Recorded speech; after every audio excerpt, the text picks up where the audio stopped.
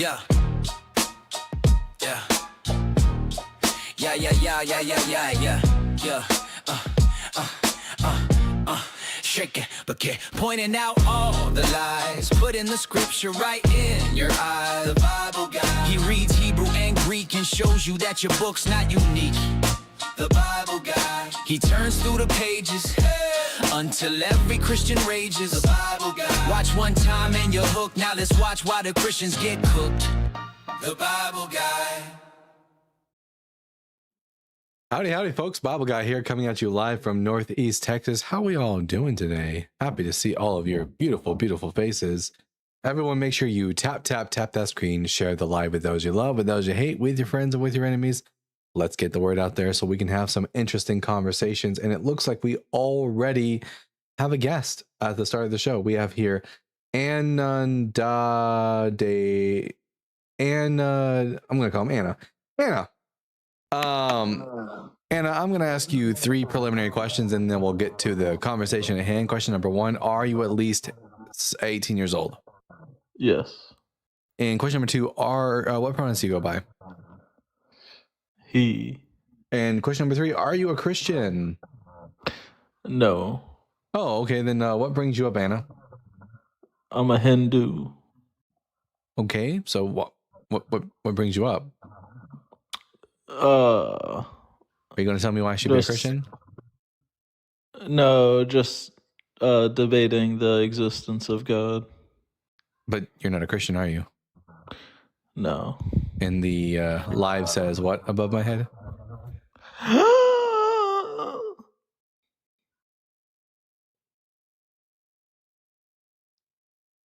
I know they teach reading in Hinduism. Y'all have a whole bunch of holy books.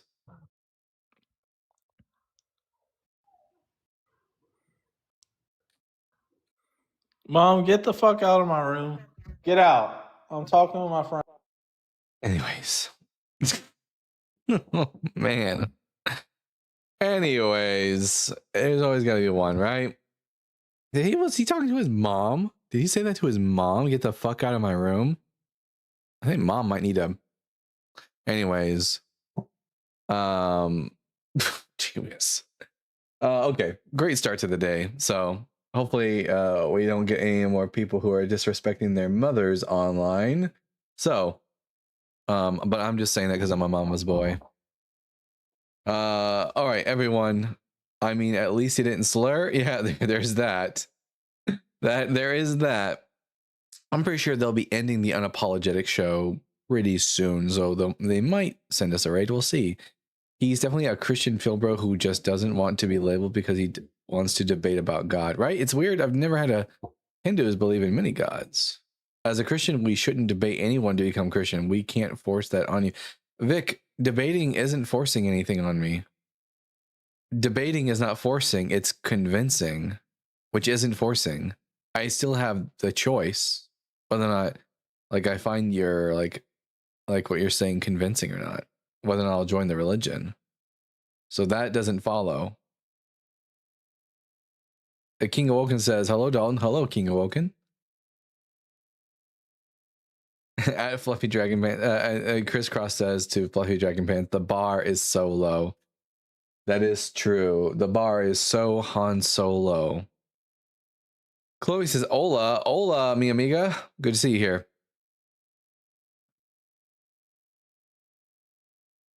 So do you believe in God? Nope. I think you already knew that, bud, though.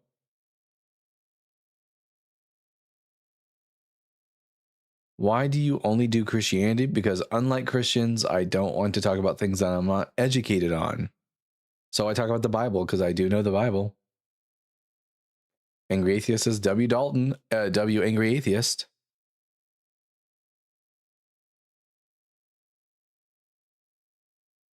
Also, I'm like an ex-Christian, so, you know. By the way, guys, today I've got two things. I've got a new tool that I have to keep Christians focused in the conversation because, you know, they get a bit distracted. So now if a Christian gets a bit too distracted, I just, you know, I take this right here and I just jingle it for them, and that'll keep them focused. And then secondly, the last Dr. Pepper, that's right, after this Dr. Pepper, I will be going cold turkey from soda and just drinking water. I'm trying to get healthier, not because of any Phil bros or like pissy Christians on here, but only because I want to look the best I possibly can for a certain someone, you know? You guys know. So this is the last soda. And then I'll also be like slowly changing my diet as well. Doing some exercising, all that good stuff. You can do it. Try a poppy. They're low or 0 calorie. Crystal says, I'm getting healthier too, but not about looks, more about longevity. That's a bonus for me. Yeah, longevity. Goth Sparkle says, this is a great romance movie. How do you think cutting out 0 calorie soda will help? Well, it's not just about the soda is like the beginning. It's not just about the soda. It's about changing everything about my lifestyle. But we got here, John. John, are you at least 18 years old?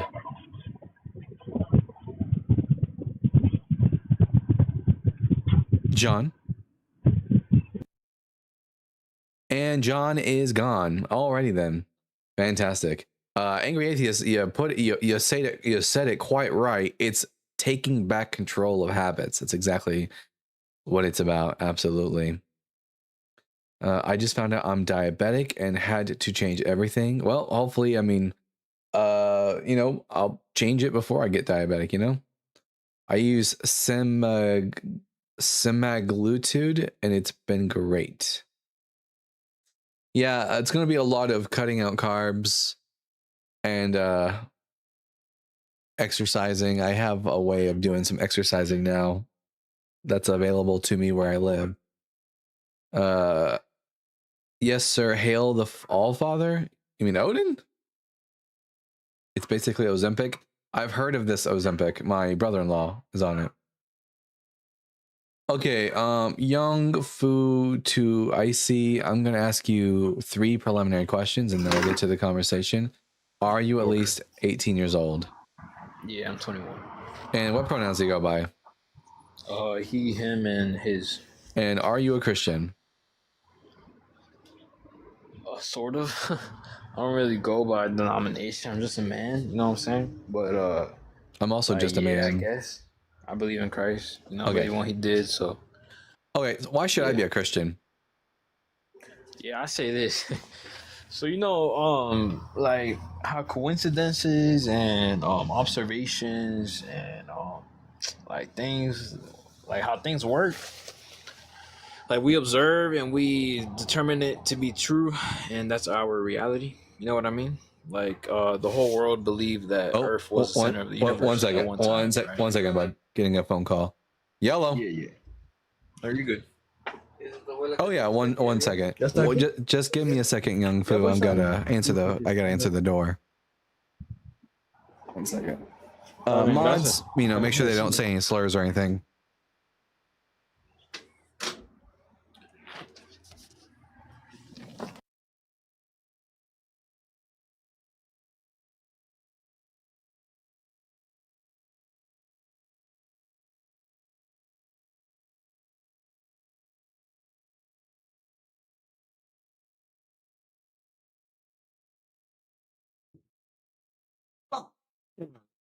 I know how coincidences work. They're coincidences. That's why the reason we call them coincidences is because they're not designed. They're not fated. They just are things that happen. But let's say there is a divine creator. Oh wait, hold on. Let's not. Give me 1 second. I don't know if the echo's kind of bad. Hold on, my bad. Can you hear me okay? Is that okay? I can hear you just fine. Let's not say that there's a creator. Let's demonstrate that there's a creator. Yeah, that's what I'm saying. I want to demonstrate, but hypothetically, let's say there is for my demonstration, right? No. I want to say this, and no, we don't assume the creator exists for your demonstration. We have to assume a lack of belief in the creator, and then you demonstrate it, and then we believe it exists. Let's do it. Sounds good. So, let's say this. Let's say if a creator was there, and if he did know, like, if he were Whoa, to you got so leave much. us. You got a lot of background sound. Can you go somewhere quieter? Yeah, that's what I thought it was.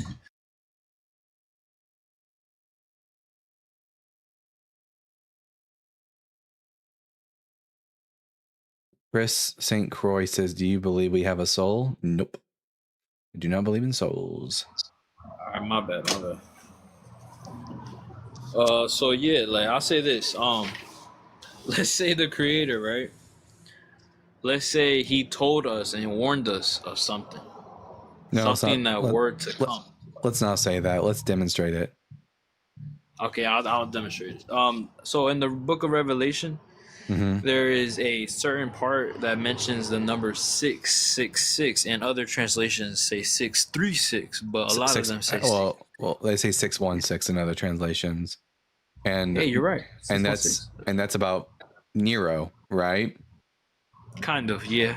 Sort of. I'm mainly talking about where it says once you see this number, it turns on the reader to beware and pray. Yeah, to be aware of the number. The number is a coded reference to Nero Caesar, but the Roman Empire doesn't exist anymore. So it's like the author was just warning his audience about, the Roman Empire. But let's say, right, that this number was actually 666, because I mean a lot of manuscripts say 666. Yeah, that's fine. And Neron Kaiser is how you would say Nero's name in Hebrew, and that equals 666. Exactly. That's why I feel like personally it may be 66, but 616 holds its value still because of the manuscripts and whatnot. So yeah, because the alternate, and that's because the alternate spelling of Nero Caesar's name is not just Neron Kaiser, but Nero Kaiser, which equals 616. That's why there's that differentiation.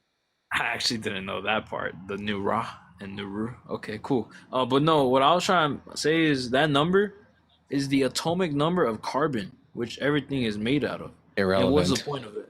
How is that irrelevant? When I found out about that, because what the book of Revelation tells us about is a number associated with a name, which is what we call gematria. It has nothing to do with the fact that there happens to be an atomic, like no matter what would happen, there would always have been an atomic symbol with that's the sixth one on the board with 6 protons and 6 neutrons. It's coincidence. That's not demonstration of a god. That's demonstration that human beings like yourself are very good at pattern seeking. Yes, that could be true. But look, how would that make sense if him himself, who made everything, knew that creation itself would be our corruption? But the person who wrote the book of Revelation didn't know everything. They were just a man. No. But he did. He look. Jesus Christ, who is God in the visible form, Colossians 1:15. Jesus was just a man. No, he was the visible form of the invisible God. It's very complex. Prove it. 1:15. Prove Colossians it. 1:15. Colossians 1:15. It says literally. Prove that Colossians 1:15 is true. Okay, I mean, by the whole context of Timothy 1 Timothy 3:16, like the whole that's 2 Timothy 3:16, and prove that 2 Timothy 3:16 is true. Okay, well then let's say it's not true, but me personally, I believe it's true. So I'm saying this. It's definitely not true. Like this book is not inspired by a god, because if this book was inspired by a god, it wouldn't get the science, it wouldn't get history wrong, it wouldn't get science wrong, it wouldn't have contradictions, and it wouldn't make. But that's not true. I mean, it would, because it's a historical book. It's not a necessarily. But it's got answers book. It's got like false statements in it about history. We can prove that. I would disagree with that, because remember, I'll prove it. It wrote about King Darius. I'll prove it. King Darius didn't exist. King Darius didn't exist. Bro, so I mean, I can prove it here. Wrong, but how? Okay. Maybe look. Even if he didn't, Cyrus did exist. Pay attention. Okay, sorry. Okay. So let's take a look. Was Jesus born during the reign of King Herod the Great? During the before. Yeah, like during while King Herod the Great was alive. Yeah. Okay. Was he born during the census of Quirinius? Yes. Well, here's the problem. When did Herod die? There's a big debate. Oh man, just you talk. It's not a big debate. We know it's not, but to me it is. It's not a big debate. We know roughly when King Herod the Great died. He died between 4 to 1 BC. I don't know, man. Yeah, we say that, but like, very complex, man. We what aren't makes 100% what's sure. We're so not even 50% what's so sure. complex about it? Tell me. There's complex. I read this article, right, where they're very towards the side that he was born in 4 through 1 AD, but it I AD. heard this thing where the documents of someone else that they wrote didn't align. I don't know. I just can't agree with it. I don't know. You But can't let's say agree. it's true. You Sure, let's say it's true. Just for the okay? sake. When was the census of Quirinius? Yeah, I forgot. I'm sorry. 10 years I'm after lost. Herod. 10 years after Herod was already dead. But that's like debatable, man. It's not debatable. It is. The We people know. that research they could have No. lied No. themselves. They could have lied. Oh yeah, the Bible could have lied. But that's the difference. They were dying. Like there's no You reason don't know. for if You they don't did know lie, that. You don't know that their any. lies. You don't know that any of the authors of the Bible like were killed for what they believed. I do because the Talmud says they were. I mean, even The, Isaiah was the killed. Talmud does not say that the believers in Jesus were killed for like the did, authors yeah, of the. it did. It said a Where lot of okay? stuff. Where does Not the just Talmud? that, though. Oh, no, That's not my point. no. Where does the Talmud say that the I authors of the can't God? pull that up right now, but Because it's you're there. just because you're because yeah, the I'll only pull it up. because I'll what believe. because where you're pulling it from is your ass. Nah, bro, I'm telling you, this is the truth. Like It's not the literally written in truth. the Talmud how the prophets It's not. died. How What? the prophets died. Exactly. And What- the prophets wrote the Bible. That's what I'm trying to say. The prophets. No. We are talking about the Gospels of Matthew and Luke, which were not written by the prophets. Of course not, but I'm saying they were written by, like We don't know who wrote them. who would be deemed as prophets. Remember, Jesus said, "This is what the prophets did before Matthew you." was Like, come on. never. Matthew is never even deemed a prophet. Okay, but he did works more than prophets. You so don't know that doesn't anything. matter. You don't know anything about the historical Yes, person. yes, You don't we know. do. You don't. It says Jesus sent them out. All of them. They did miracles. Them Even who? Judas, the Iscariot. Here's your problem, Young Fu. You seem to be under the misapprehension that we know who wrote the Gospels. We don't. Right. No, I know we don't. But what I'm saying is based off what is said in the Gospels. Those like The Gospels are. my conclusion is that, you know what I'm saying? No, I don't know what you're saying. The Gospels are historically contrary. Well, still, The I feel Gospels. like carving that- You got to stop talking over me. It's getting annoying. nah, I hear you, but I want to get back to my main topic because I don't even know. We The thing is, you're talking about the Bible says this thing, and it comes from an all-knowing writer, but none of the authors of the Bible are all-knowing, nor are they being fed information by an all-knowing God. We have no reason to believe that. bro, Moses, bro, the whole first Moses 5 didn't books exist. is enough. Moses didn't What? exist. Bro, you're killing me. There's a lot of proof in Egypt of the Really? descendants. Here, of I want to test. I want to test your What? knowledge on something. Do you know? Okay, test. Do you know what the region of Dan is? Yes. The region of Dan is south near, I think, Egypt, right? No, it's in the land of Am I Canaan. wrong? Damn. All right, man. It's one of the. I am It's, very misinformed, but it's- still, it's- I hold my point. no. You're about to see why we know that the Torah was not written by Moses. All right. So when the Israelites get into the land of Canaan in the book of Joshua, they divide the land of Canaan into amongst the 12 tribes. The tribe of Dan gets a certain region, and that region is named Dan. This is after Moses is dead, right? Yeah, the whole Okay. suspension. Joshua, And- yeah. And yet Moses wrote the Torah, but Moses says in the book of Genesis that Abraham was chased out his enemies all the way to the region of Dan. There was no region of Dan when Moses existed. But that doesn't matter. God told him to write that. He's writing what God wrote. That doesn't even No, make you need to prove who that. knows? You need to prove that. but literally it said that God told him to write all You these need things. to prove Abraham you went. need to prove that that Okay. is The true. verses will prove it, but how does that even matter if you don't believe the verses? The verses are the claim, not the okay. Do you know the difference? Stop. Do you know the difference between claims and evidence? Right? Yes, of course, but that claim is turned. Look, if there's someone claiming something back then that this person was alive, that's evidence to us. That's It's the not same evidence. thing. No, it's not. Yeah, it is. No, it's not. I'll It's say just this.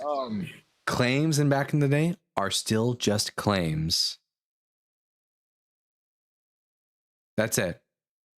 If I want to believe that this book comes from God, then it needs to not say stupid shit that an all-knowing God wouldn't say. For example, would an all-knowing God understand the way that a woman's body works? Yeah, of course.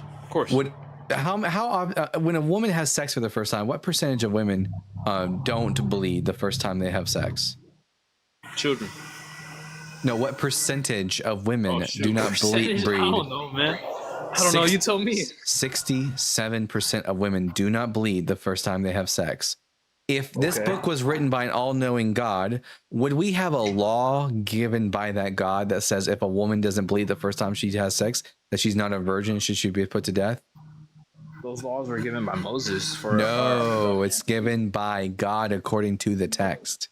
No, it wasn't. So you believe the Bible sometimes, then, is what's happening. No, I didn't say that. Let's go back to the text. You're trying to tell me about the text. Let's go to that text. You can't claim that claim when it's not even true. Deuteronomy, it is true. Deuteronomy chapter 20. Deuteronomy chapter 22. Who do you think's the speaker?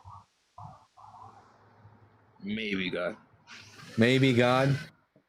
I mean, of course, if that's what you're saying, it obviously makes sense that it's maybe God. But let's read it. I mean, I don't. Yeah. Deuteronomy chapter 22. We'll start in. Let's see. Since her opening country violated her, let me find the right passage for you.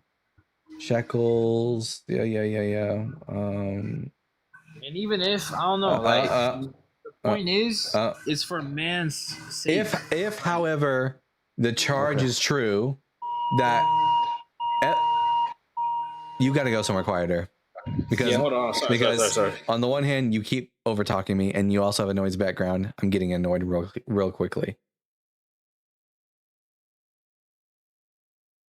If, however, this charge is true, that evidence of the young woman's virginity was not found, then they shall bring the young woman out to the entrance of her father's house, and the men of her town shall stone her to death because she committed a disgraceful act in Israel by prostituting herself in her father's house.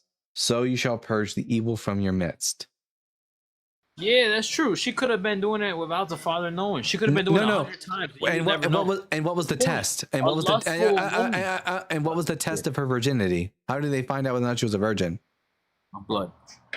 Right, but all women don't bleed when they have sex for the first time.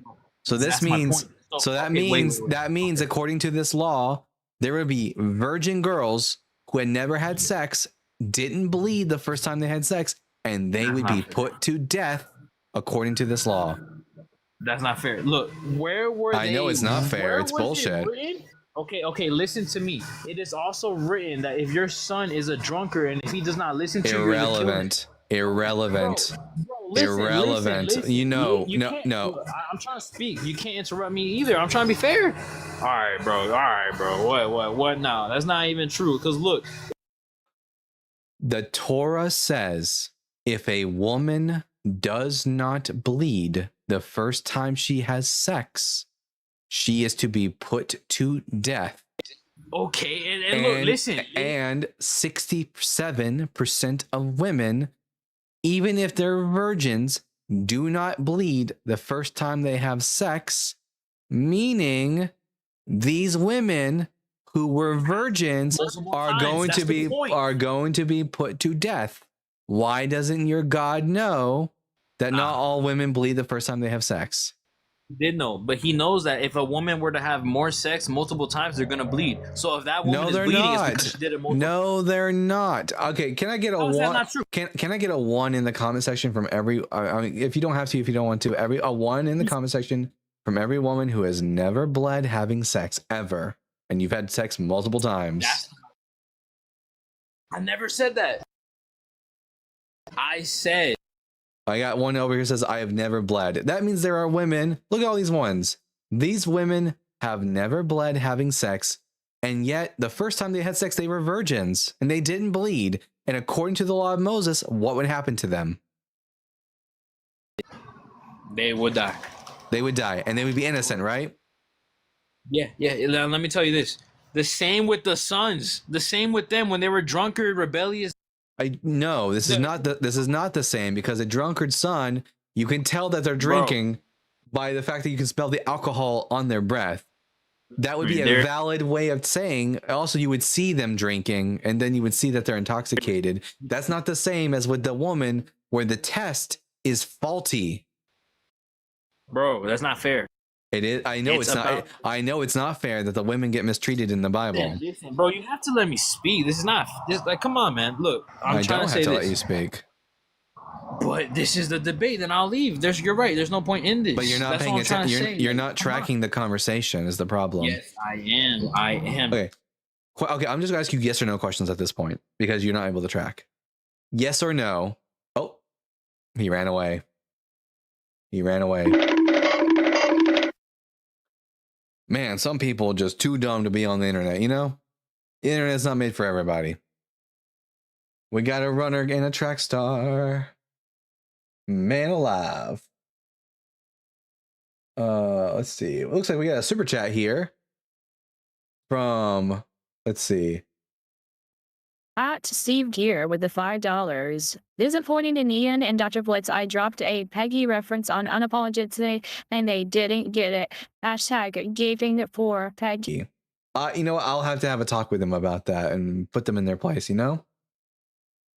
Looks like someone's back. Okay, I'm gonna ask you yes or no questions, and you only get to answer. Well, yeah, I'll let you talk, but the talking you're gonna be doing are yes and no, and that's it.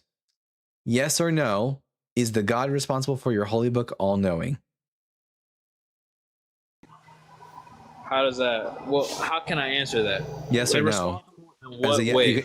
As a yes or no. You only get to answer now with yes or no's. That doesn't make sense, bro. They're being yes or no. Does the God is the God that's responsible for writing your holy book all-knowing? Yes or no? Is the God behind the book, like Yahweh himself, all-knowing? Yes, he is. All right. Question number two. If Yahweh is all-knowing, does he know that 67% of women do not bleed the first time they have sex? Most likely, yeah. Of course. Okay, question number 3. Does this all-knowing God that knows that 67% of women do not bleed the first time they have sex give us a law that says that if a woman doesn't bleed the first time she has sex, that she should be put to death? Yeah, it does, actually. Okay, therefore, the conclusion is God has given us a commandment. He's either too stupid and he doesn't know, and therefore he's like, he made a law that was irresponsible, or 2, he knows exactly what he's doing, in which case he's putting innocent women to death on purpose. Either way, God is fucked.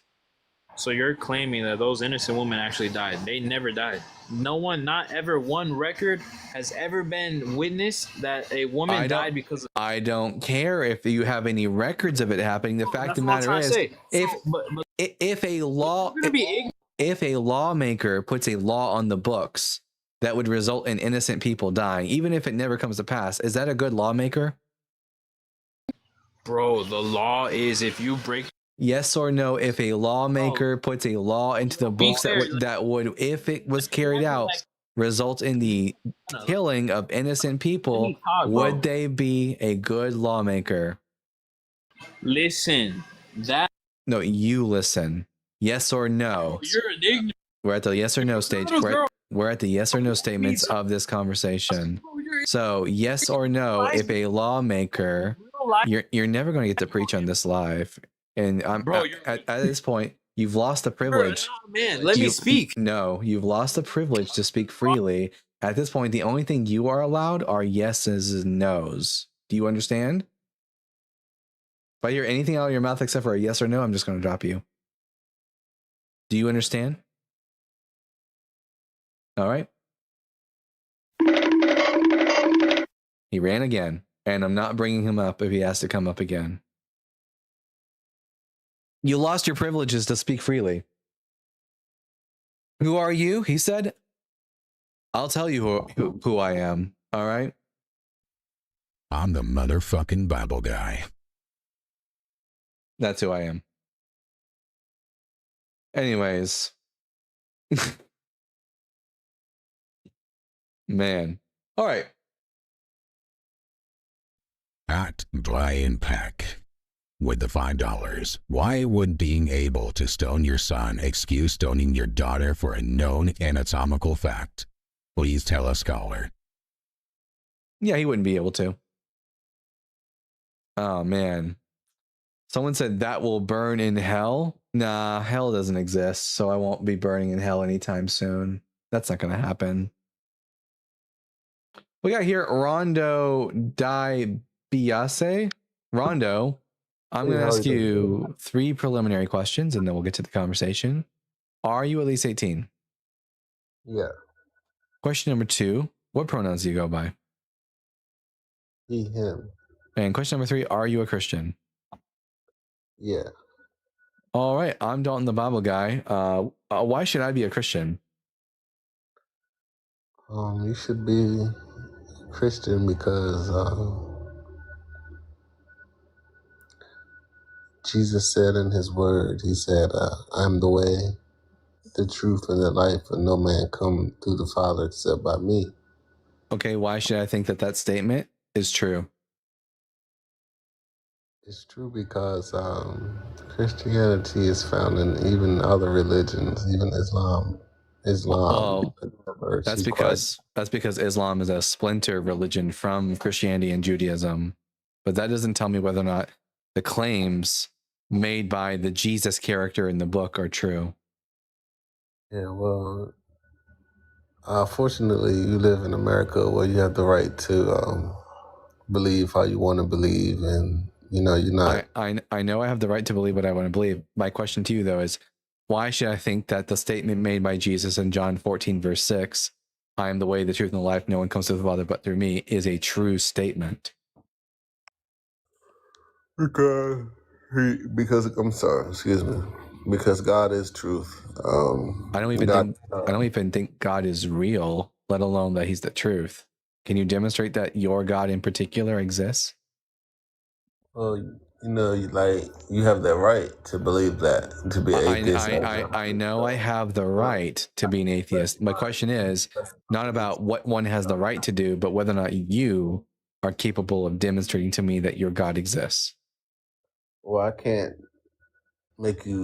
do a demonstration. I'm not I don't do magic tricks or anything like that. So it's nothing I can do to show you that he exists. It just takes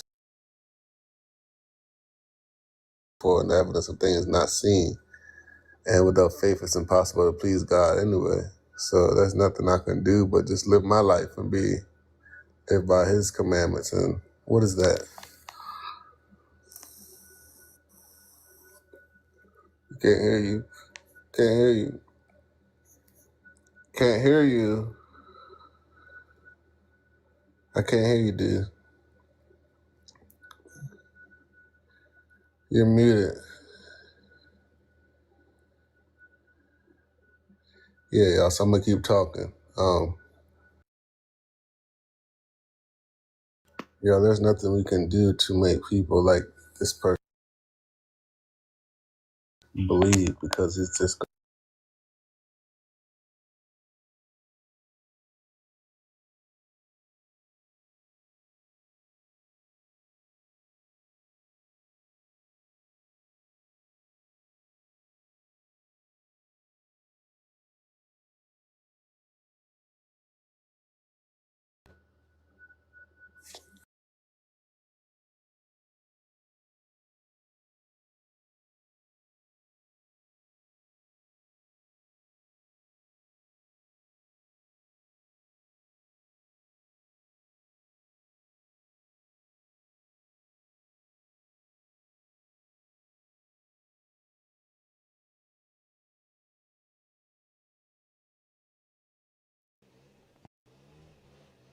Check crazy. 1 2 3. Check 1 2 3. Can everyone hear me now? Yeah, we hear you. All right. Anyways, I'm not asking for magic tricks. I'm asking you to just give me some form of evidence that raises the likelihood that your God in particular is real. Well, this Bible is actually a historical document.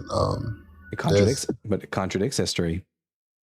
It actually doesn't. It actually completes history. If you I can actually prove to you it contradicts history. Okay, give me a second. Let me finish my talking point, and then you can go, sir. Okay. My talking point, he says. So, was Jesus born during the reign of King Herod the Great? Don't interrupt me, bro. Was Jesus born during the reign of King Herod the Great? I believe he was, right? Was he? Uh-huh. I'm not a Bible scholar. According to the Gospel of Matthew, yes. And when did Herod die? I'm just a believer. I don't know. Don't ask me. You asking the wrong person. So Herod died in 4 BCE. And then we read in the Gospel of Luke that Jesus was born during the census of Quirinius, which was 10 years after Herod was already dead. These both can't be true, though. Yeah, so somebody lying. Well, I would think that the authors of the Gospels are just making shit up. No, I don't think they would give their life over on something that they just made up. You don't know that the authors of Matthew and Luke died from being Christians. Be hung upside down and go through all this pain and torture over something. What makes you think that? Because it's documented. Where is it? We don't even know who wrote the Gospels of Matthew and Luke, let alone how they died. Well, we believe that they were the authors of these books, sir. Who? How do you know who wrote these books? By everyone, sorry that there's someone in the background. I don't know if y'all can hear them mowing the lawn. I can't really do anything to control that. Hi, Cam. Anyways, so I have no. I'm going to. Why are you gay?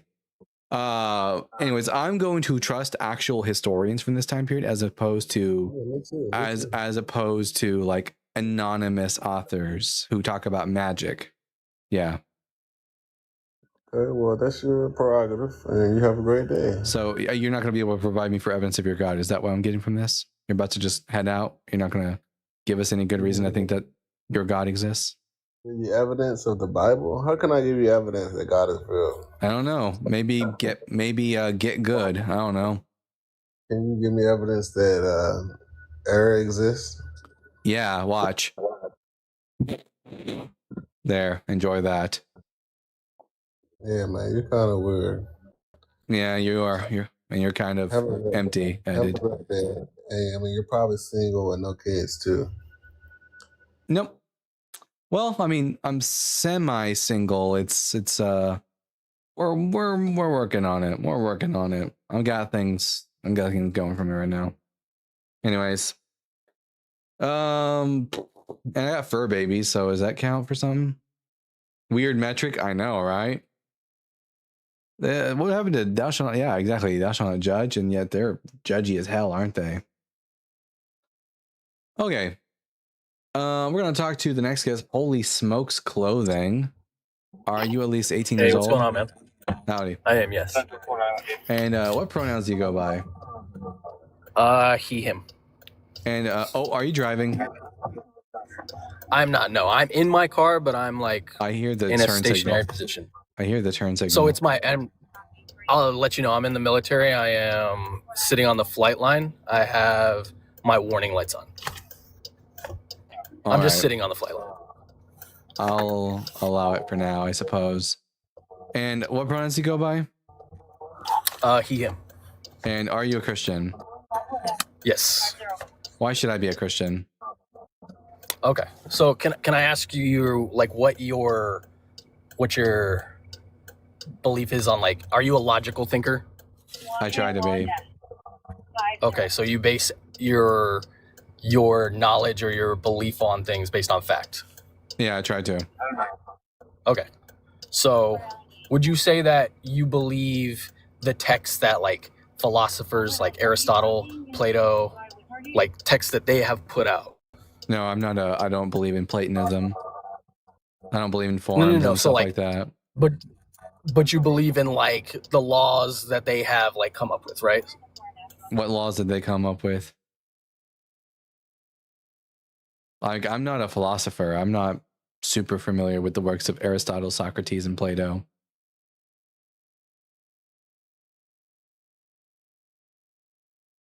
Understanding of like the law of physics, right?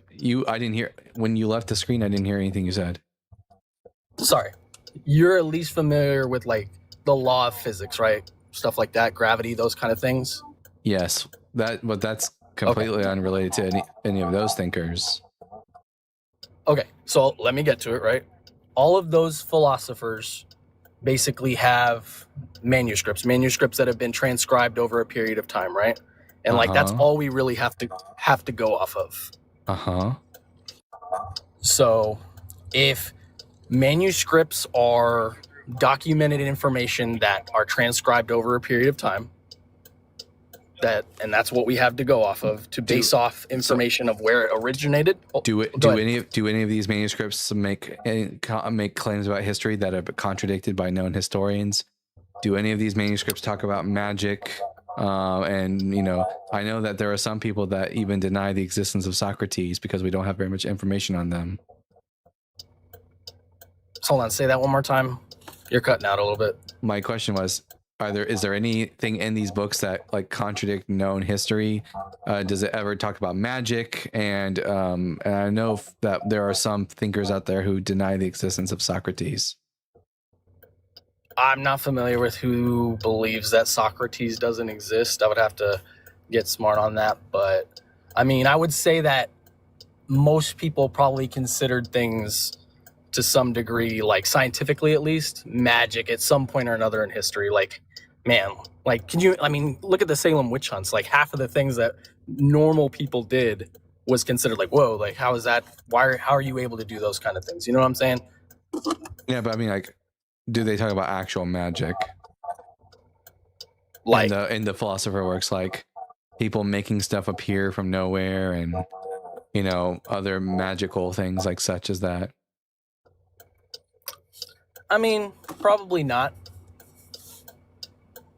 All right. What does it have to do with why I should be a Christian? Okay.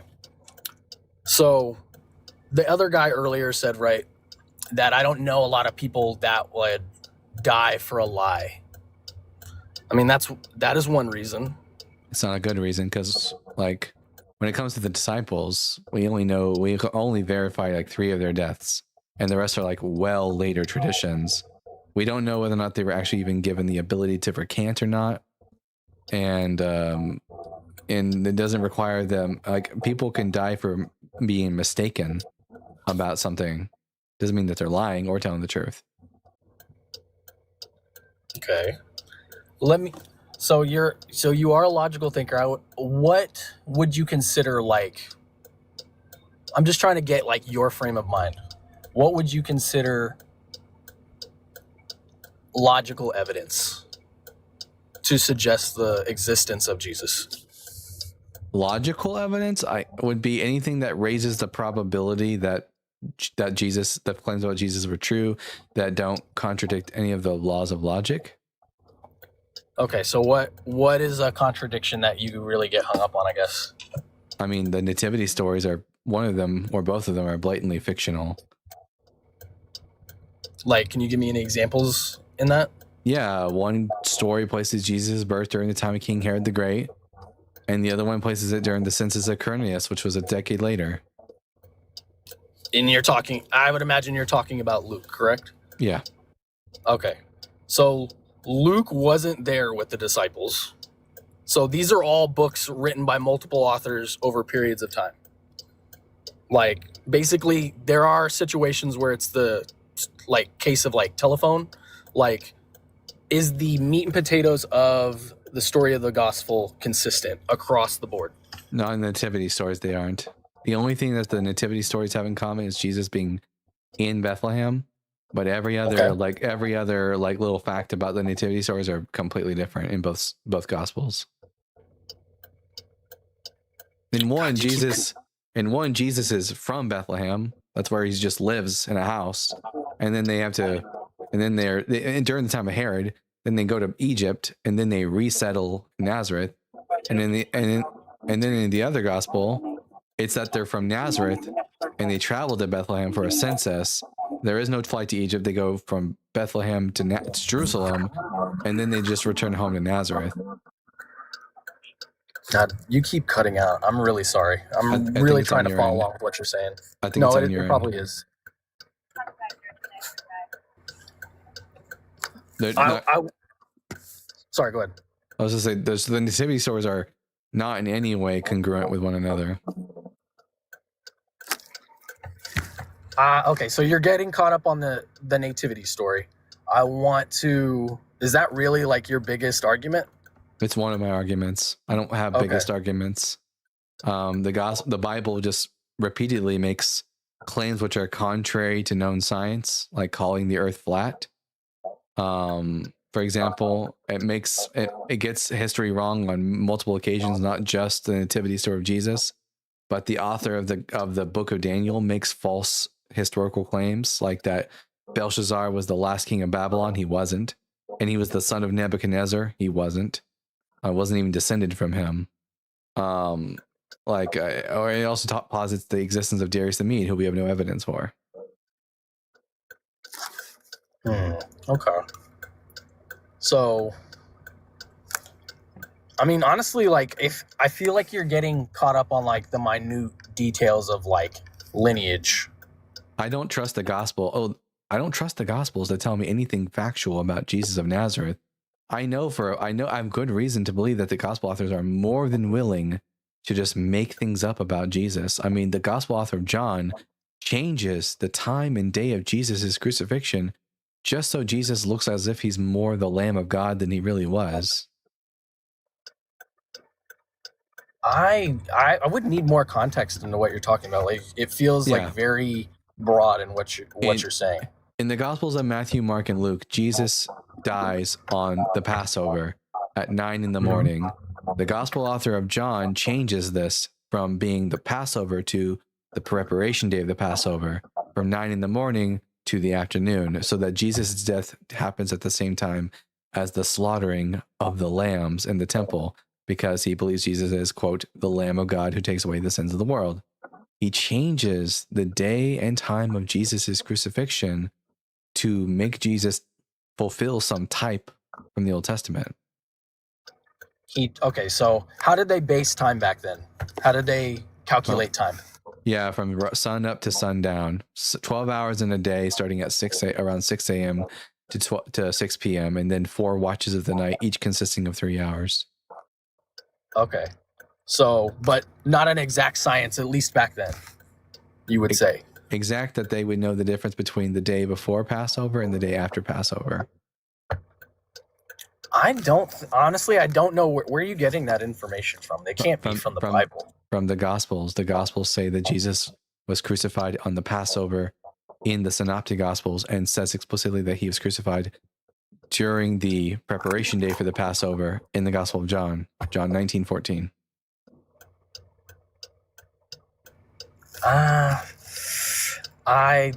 Dude, I might have to fact check you on that. Are you okay with that? Like, obviously, I want us to I can show you right now.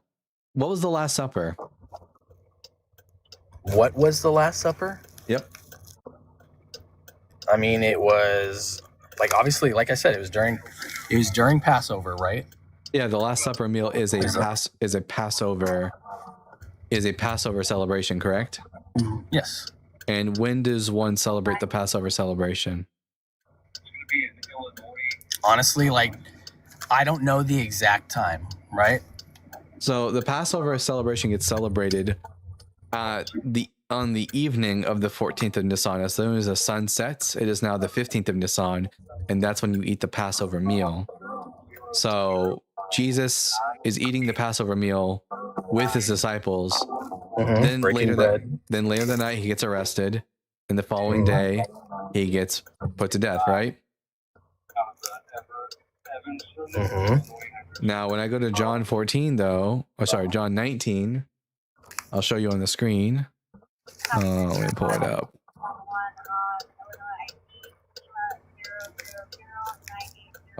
Here we go.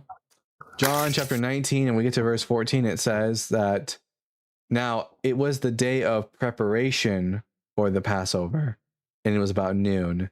He said to the Jews, "Here is your king." They cried out, away with him, crucify him." Pilate asked them, "Shall I crucify your king?" The chief priests answered, "We have no king but Caesar."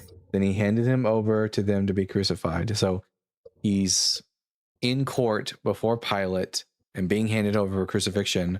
on the preparation day of the Passover, while in the other Gospels, he's crucified the next day.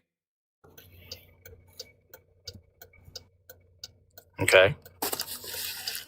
So someone's not telling the truth here. So there's 2 Johns, right? 1 John. There's two. There's 3 epistles of John after the Gospel of John, but there's only 1 Gospel of John. So there's the Gospel of John, and then there's other John who then recounts everything. No. We have the Gospel of John, and then we have 1st, 2nd, and 3rd John, which are the epistles. And then there's the author of the book of Revelation, who's also called John. But the only one who's named John, or allegedly called John, who gives us a gospel account, is the Gospel of John. Okay. What is your, like, okay, I want to, like, obviously, like, I want to speak to this in a way that is actually conducive to what you're asking. So you base everything off fact, right? I try. Okay. Like, do you test like the medicines that you take? Yeah, I mean, that's how my parents gave me medicine as a kid, and it proved effective. So as an adult, I continue to take those medicines because they've been proven to be and demonstrable that they actually work. Okay, but, like, are you testing each individual dosage that you're getting? Like, if you're getting a prescription for ibuprofen or whatever. Every time I get medicine, I have to test it. That's how you take medicine. You take it for the first time, and then you see if the medicine works or not. And if it does, then you know the medicine works. But I'm not. But this is a pivot. The reason I don't believe in your holy book is because it's historically and scientifically inaccurate. It has contradictions, and Jesus didn't fulfill any prophecies about the Messiah, and therefore I can't be a Christian. I mean, historians have used it as historical fact based off of the lineage that's in it. Even Roman philosophers. There's 2 contradictory lineages in the Gospels. Hold on. Like I said. Who's Joseph's father? I don't know off the top of my head. I'm not going to lie to you. It depends on which Gospel you read. If you read the Gospel of Matthew, his father's name is Jacob. If you read the Gospel of Luke, his father's name is Heli. There are multiple historians, Roman and Jewish, that account for Jesus' existence, because I heard you say earlier you don't even believe that he existed, right? Oh no, I don't. I've never made that statement. I remember you actually did. You said I don't even believe he existed. No, I didn't say that. You heard you wrong. If you're able to run this back, you may not remember, and that's fine. I'm not a mythicist.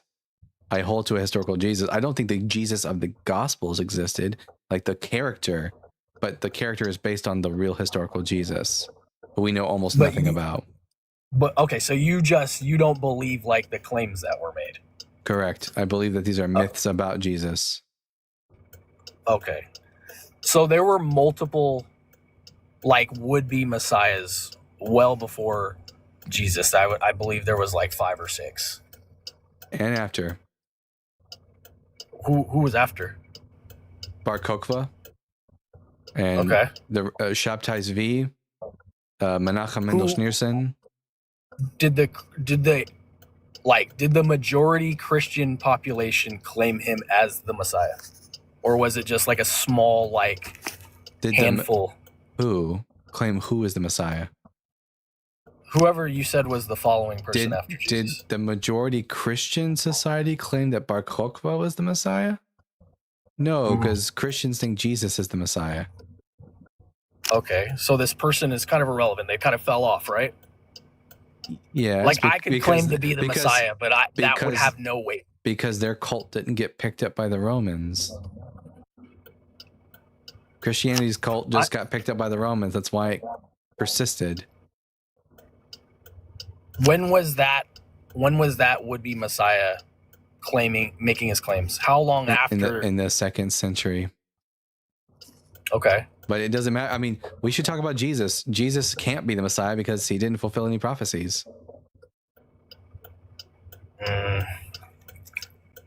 I wouldn't. Okay, so there's that. This is a book I'm reading. I would encourage you to read it. I don't honestly. I don't expect to be able to perfectly articulate why you should believe in Christianity, why you should believe in Jesus.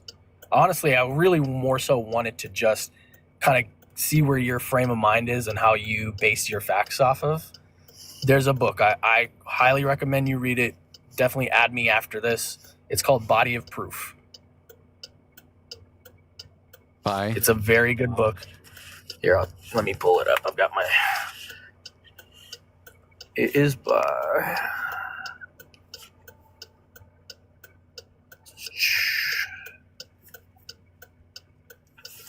So it's called Body of Proof, and it's by Jeremiah J. Johnston. It's the 7 best reasons to believe in the resurrection of Jesus and why it matters today. Well, you read it and you come back and give me its arguments, because I've got like 5 academic books I still have to read. Okay, that's fair. Do you mind adding me, and I'll add you, and then we can just obviously... Yeah, you can just message me. Sick. All right. I appreciate it, man. I hope you have a good one. You too.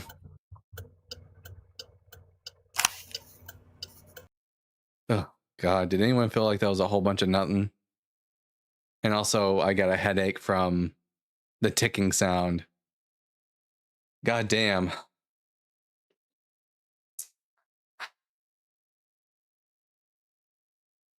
All right. Almost drums.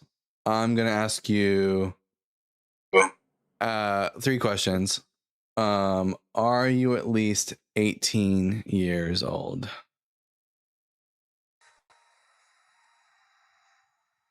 Hello? Are you at least 18? I am. And what pronouns do you go by? What? I guess I'm a guy. So the pronouns you go by are? Guy, man. None of those are pronouns. I don't know. I'm a dude. He, I guess. There you go. I'm a boy. You're a Whatever that boy. means. Yeah, I'm a guy, a male. Anyways. Male. None of those. That's sex and that's gender. One of those genders was for an underage person. So I'm assuming he, him. What you mean to go by? Sure. All sure, right. I guess. Because he is what Michael Jackson goes by. Yeah. And pretty much. Are you a Christian? I am, yes. I guess right. if you want to label it. All right. Why should I be a Christian? Well, I'm just curious. You're not a Christian, obviously, because of your statement, right? So I don't understand if you're already dug in that you're not. Mm-hmm. Why does it matter if anyone tries to convince you? Well, who knows? Someone might come along who actually has good arguments. Or okay, if that doesn't happen, then at least I can show the audience why we don't have good reasons to believe in Jesus and why everyone should deconstruct and become a non-believer and be happier and be better off. All right. Yeah. Okay, I'm just curious. The logic, just trying to understand your logic. That's all. Sure. Why should I be a Christian? All right. Well, it doesn't matter what I say because you're already dug in that. Nope. Anything I say, you already have a closed off mind. So it doesn't really. I'm just not closed up. Not closed off. I'm open to evidence. Do you not have good evidence? Okay. Well, I'm talking to you over the phone. I can't show you anything over the phone. You can tell me wherever this app. Tell me about your. I have an internet right here. You can tell me about your evidence. I know you can do your own research yourself. There's plenty of evidence. Then don't come up here and fucking waste my time. Either if you're gonna come up here, then engage with the prompt. Don't bitch and moan about the fact that you think you can't convince me. That sounds like a problem with you. Not with me. It's not my fault that you're so shit at arguing for your religion. Hey, Unchanged Cast. What's up, dude? Hi. I'm good. I was really curious about that guy's point for coming up. That was an interesting one. The last guy as well, his claims of anything being historically backed without any evidence was kind of what I wanted to question him on. They never seem to understand the lack of historicity and that everything that is currently claimed to be historically accurate from the Bible is generally just based on church tradition that prior historians didn't want to bother arguing with. Facts. That's pretty accurate. Yeah, I'd say so. Nothing annoys me more than people who come up here and just they don't really have anything other than like asking me like, why are you doing this? Like, I'm doing this because obviously it's entertaining. And also like, well, wouldn't it be really interesting if we got the first Christian ever to come up with a good argument? But like, I don't think that's likely to occur. No, I don't think that's likely either. Their fundamental dogma and like misunderstanding of facts always gets me, and their misquoting of historians angers me. Oh yeah. These people, you know, they like to talk about, well, historians say, and then they like to, and then they'll quote a church apologist. Yep. Kimberly says, hello, beautiful people. Hello, Kimberly. There is no substance as pink and blue shark. I agree. Andrew says God is good. No, the fuck he ain't. If you want to come up and talk to us about that, Andrew, I'm more than happy to entertain that. But we have here super chat from At Babs Barrett with the £5. The Ethiopian Bible is being advertised a lot. Is there anything in there not covered by the Gnostic Gospels and the Apocrypha? The reason I don't know. I also don't understand why people think that the Ethiopian Bible is anything special. It's not. It's just a Bible that's got more books in it than what you would find in normative Christianity. But like the stuff in there is just as much bullshit as anything you'll find in your standard Protestant or Catholic Orthodox Bible. All right, Qui-Gon drinks gin. I'm gonna ask you 3 questions and then we'll get to the conversation. Are you at least 18 years old?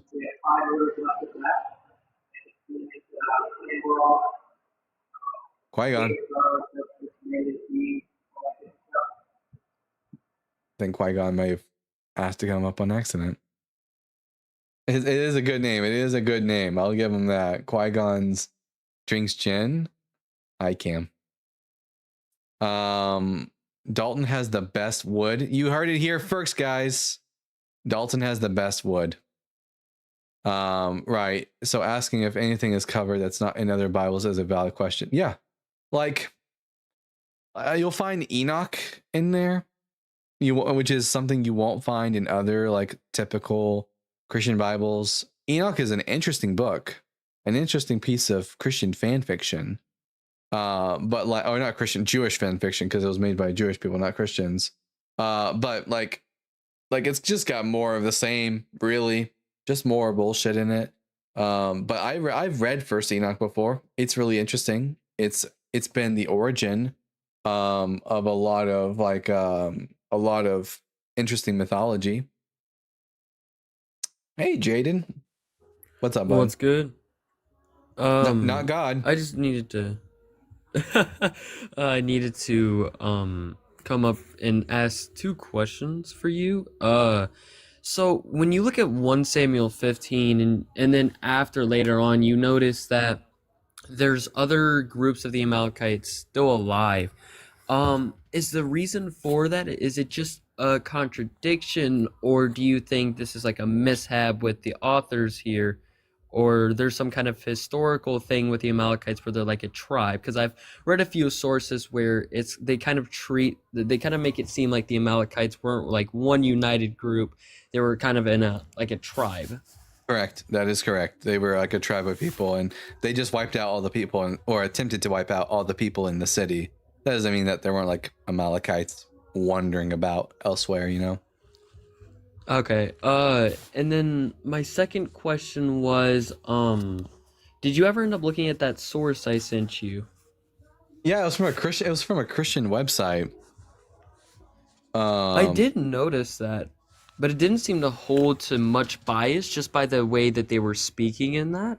But let me take a look back on this. Why do I look at my messages while I'm doing this? I'll have to do it on my phone.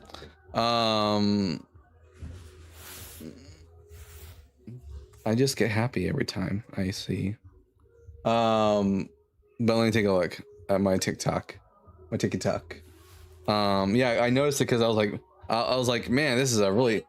The first thing that tipped me off that I was Christian was that it was just horrible formatting. They're just really bad at making websites. Those Christians, and then the big Jesus fish really hit me off on that too. Let's take a look at it Yeah. together. What was it supposed to be about?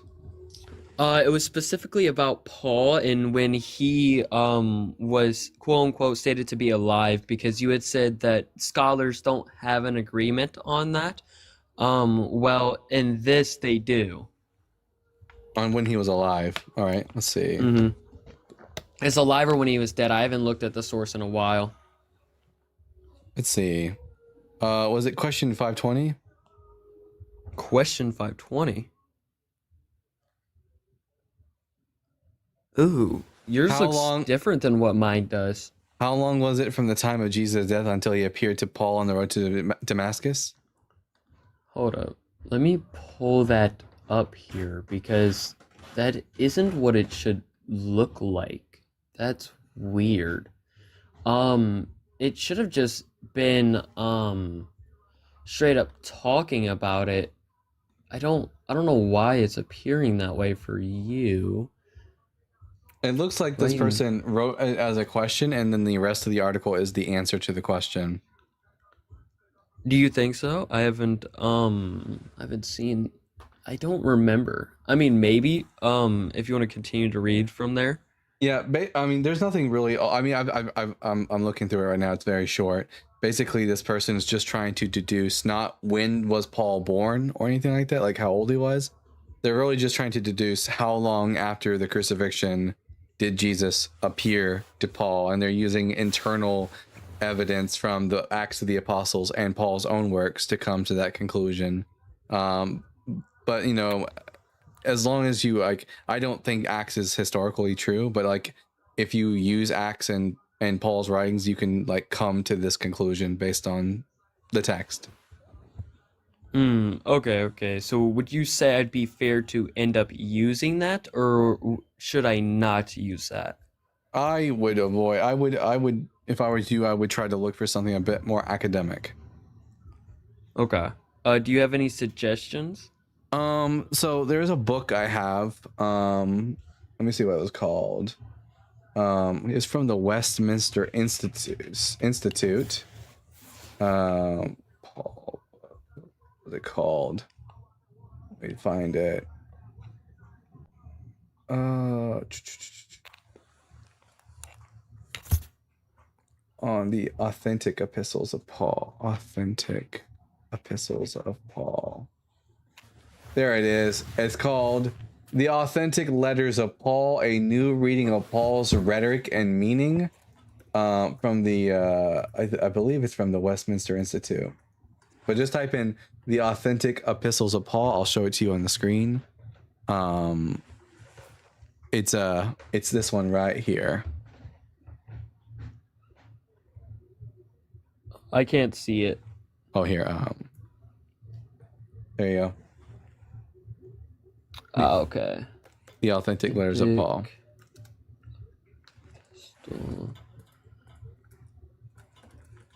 Well, when it means I can't avoid what it means by the authentic letters of Paul. It means it's not about the 7 letters of Paul that do go back to Paul, as opposed to all the other works that were not written by Paul but said to be written by him. Okay. Thank you for answering my questions. I'll drop back down, and I hope you have a great life, Bob. You too, bud. All right. Let's see. That's not many. It's not 7 out of the 13 epistles of Paul are authentic, and the rest of them are not from him. Brian, Dr. Brian Peck. Howdy, partner. Hey, how's it going? Doing fantastic. Oh, I got this real quick before we move on. At SilvaFed with the $2. The T jingle is a great touch and is hilarious. And it seems to actually work so far. It does get their attention. Anyways, Brian, what brings you up, bud? I just wanted to come up and say that Jeremiah Johnston in any book he writes is not going to be worth your time whatsoever. This is the guy that recently went on an interview and tried to get away with saying the Shroud of Turin is perfectly accurate and proves the resurrection. And then he listed an amount of watts that would be equivalent to roughly half of Hiroshima as as the amount of energy that would have been necessary to put onto the shroud. So essentially, I said all of Jerusalem was just vaporized one day when Jesus resurrected, and then it was put together back overnight. No one fucking noticed. Oh my god. Well, I should have thought. Should have thought. That's wild. The guy does have a Yeah. PhD, but that's him. But he's a New Testament. He's a New Testament kind of theological PhD. He's not a critical scholar or anything of that nature. 34.5 gigawatts. Anyways, yeah, I that's why I tend to just only read academic literature and not Christian apologetic works, because I don't want to waste my time on any of that. You Christians out there, y'all can go read the apologetic works, and then you bring those arguments here, and I'll read my academic books, and then just annihilate you. We'll do that. 1.21 gigawatts. Thank you, Believe Women. And here I thought it was only Oakdale Curtis that was pushing that and trying to get it into mainstream. Fantastic. Love that. Love that for him. Oh man, that's an interesting man. Has he ever come up here to debate you? Oakdale Curtis? No. That surprises me because he's been making the rounds on TikTok. He's the big Shroud guy that they will keep quoting. I wouldn't be surprised if he's messaged me in the past, but I don't. When Christians message me, I tend to ignore them, because like if I'm not on the clock, I'm not entertaining Christians. Real quick though, we're gonna do a quick restart on the TikTok side. So if you're here right now, make sure that you're following. And also, like I gotta say it because I want to say it. Make sure that you're following at Aragorn Lover. That's my friend Cam over on her TikTok channel. We're trying to build up her audience. Like just today, we went live together earlier today, and she had a huge audience, lots of callers, and it was very fun, very entertaining. If you like my stuff, you'll love her stuff. She's fantastic. She's wonderful.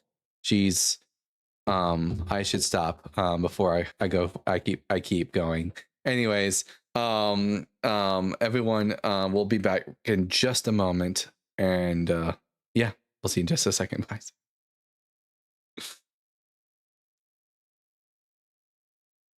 I could go on and on.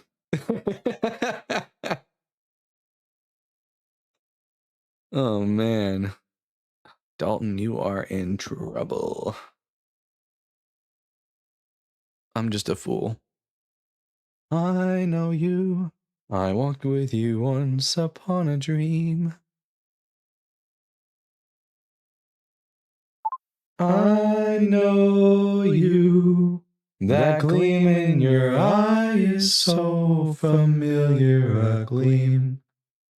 But I know it's true that dreams are seldom what they seem. But if I know you, I know what you do. You love me at once. All right. Dead Sea Scrolls, Josephus and Shroud of Turin, Checkmate Atheist. That basically does sum it up, doesn't it, AJ?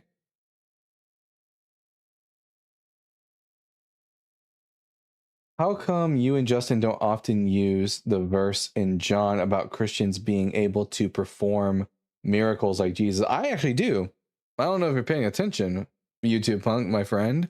But I often, whenever I tell Christians, okay, if you want to prove that your God exists, perform a miracle right now. They're like, sometimes he says no. And I'm like, hey, Jesus said, if you ask for anything in my name, it will be given to you. And they don't seem to really believe that. Resting Op Face says, I'm on a stationary bike. It doesn't turn at all. Ba-dum-bum.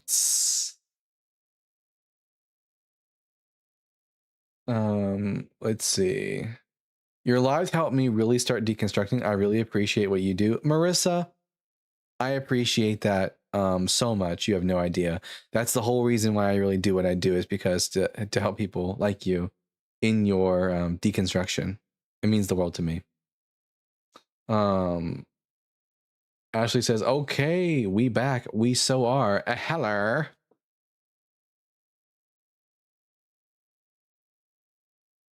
Let's see. Quick question. When I double up like this, are y'all able to hear the double up? Is host an atheist? Yes, I am. Okay, I didn't know. I wasn't for sure. It almost sounds like auto-tune. But this is more like auto-tune. Auto-tune. Shibbity bop. Why not be an agnostic? I am an agnostic. I'm an agnostic atheist. Those aren't mutually exclusive propositions. Icy Cock. Love that name. I'm going to ask you three preliminary questions. Then we'll get to the conversation. Are you at least 18? Yes. And what pronouns do you go by? He, him. And are you a Christian?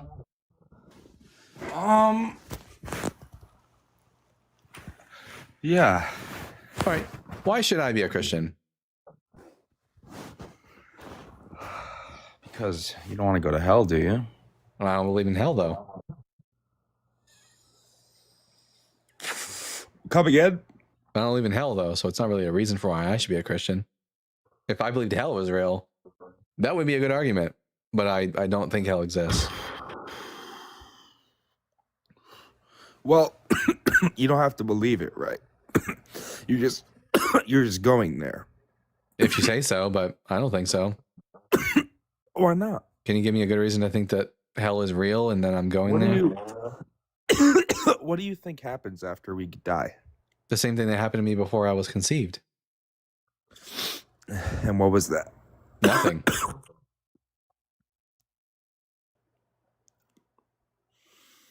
Okay. Like, and what happens to your computer once you unplug it? It turns off. So do I. That's what happens. When I die, I'll just turn off. Boop. Okay. And you have no issue with eternal damnation? Nope, because I don't think it's real. Rookie Tokes, I'll have you know that I smoke cigarettes. Oh, nope, no, don't talk about that on my live. Oh, okay. We love TikTok shop. Yeah, no. I don't agree. I don't agree with you. I think that I know you there has don't to agree. be something. I know you don't agree with me, but why should I agree with you? Because there's so much emotion in us. You think that just goes nowhere? Yep. Why? Why would I think otherwise? Because we're more complex than animals. I mean, we are animals. I was in your live last night, Shadow Slays. We had a really what was it? Like productive conversation. Yeah. Coughing isn't emotion. Why should I think that my emotions have anything to do with whether or not hell really exists? Tell Boma to take the makeup off. It makes her look fucking none of that. Pay attention. Why should I think that hell exists? Like I said, we're more complex than animals. I don't think we there's are a animals. We are animals. So What's your argument? What's your argument that we're animals? I don't see any reason why I'm not an animal. I'm a mammal. Yeah, you are a mammal. Mammals are animals. Like what would make me not an animal? Do animals form emotional connections and bonds with their partners? Yes. Yeah. Yes. Other apes certainly do. Yes. To what extent? To an extent that is appropriate for their society. That they would die for them, right? Basically. Yeah. We have example. Okay. We know that some animals like get into deep depression when like other loved ones die, and they'll even like start to starve themselves to death as a result. Yeah. But anyways, why should I think that hell exists though? Because humans are special. I don't what every animal is special in its own way. Yeah, but humans are more special though. No, I don't. Can you prove that? Okay, can a penguin and a fucking elephant sit down and talk about Congress like we are right now? No. Can a human breathe underwater? You think that animals have their own language? They just talk about shit that goes on in their day. I just said no, did I? So Okay. but can humans breathe underwater? Fuck no. Oh, clownfish can. They seem pretty special. We just are able to do something.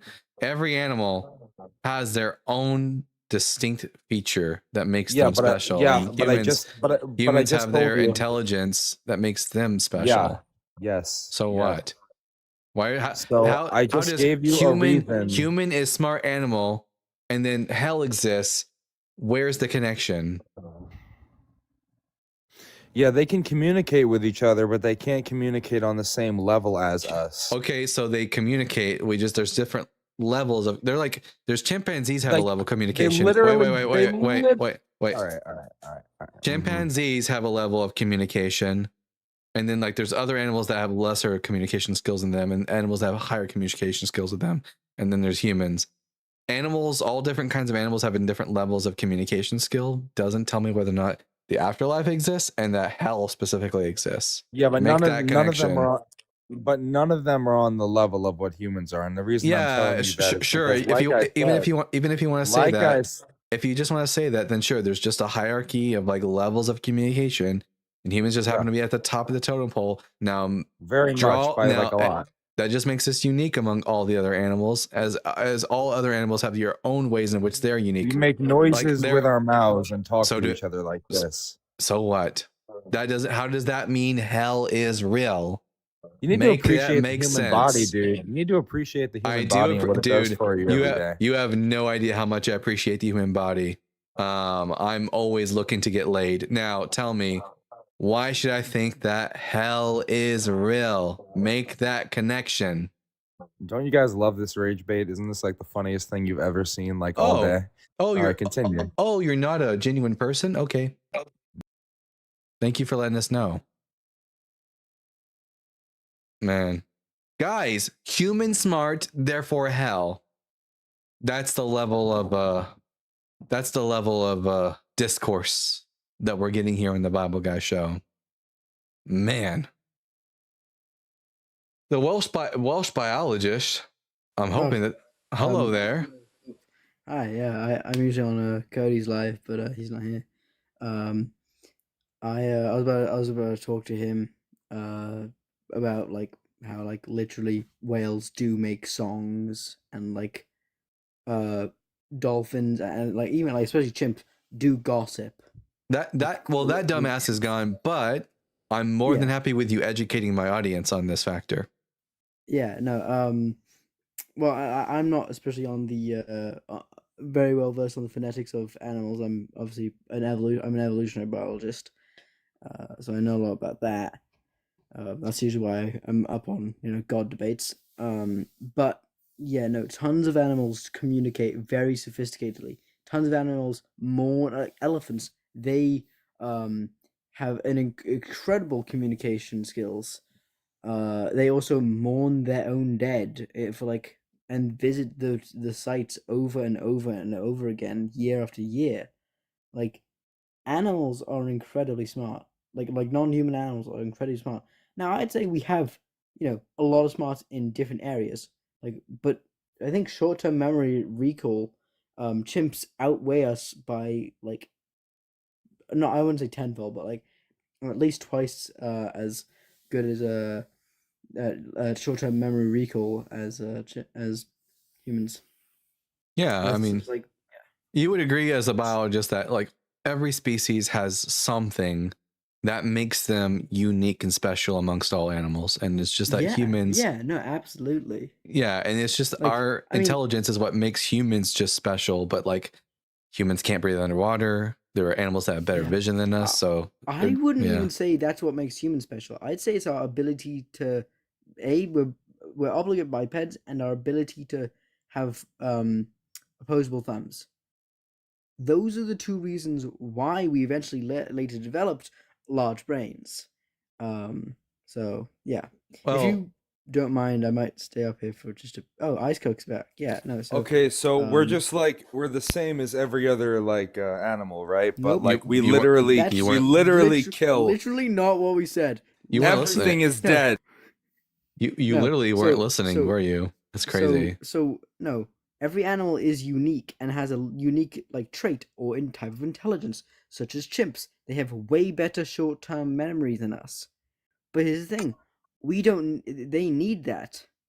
Boy. Because there's only a certain thing. There's only a certain few things that they need to be scared of long term. You know, aka jaguars, big groups of chimps. For us, we need to remember how to make things. That's long term memory. So Icy Cock, you Now realize we that have. I the thing think that I you can came tell up you here, which one Icy, is more useful. Icy Cock, so are you going to admit to the audience that the thing that you said that we said was not what we said and you weren't actually listening? That's absolutely not what I'm going to say. Well then, I'm okay. Yes or no? Did we make the claim that human beings weren't Everything's the special? same? That everything's the same? Did we make that claim? I never made that claim. No, You probably did we make that claim? Did me and Welsh biologist did we make that claim? that was some dumbass shit. I mean, holy. Yes or no? Did we make that claim? Stop crashing out. Yes. We didn't. You weren't listening. Oh, okay. You're a bad listener. You're testing. And you're really bad at debating. Humans are so garbage that we kill everything. All kinds of animals kill things. We are not garbage. We are absolutely we are apex predators. Absolutely. And you don't think that means anything? No, that means that we are bipedal. We are hairless. In a world full of thumbs, and we have. Continue. We are bipedal. We are hairless, which makes us able to run for long distances. How hard is? You're such There a is a reason why we are not we are good sprinters, but the reason why we don't sprint every day, there's a reason why we are such good walkers and joggers that everything runs down. That's why we dominated, is we outrun everything else. We fucking don't. Yeah, we do. In the long run, we outrun. You know what the ancient hunting strategy is? You get 10. You get 3 guys. You give them spears, and you have them walk. We're not gunning down deer and helicopters, bro. Icy Cock, I think you might be mistaken what a Welsh biologist is saying. He's not saying that we're faster than other animals, but we have a longer endurance. Yeah. It's no, we don't.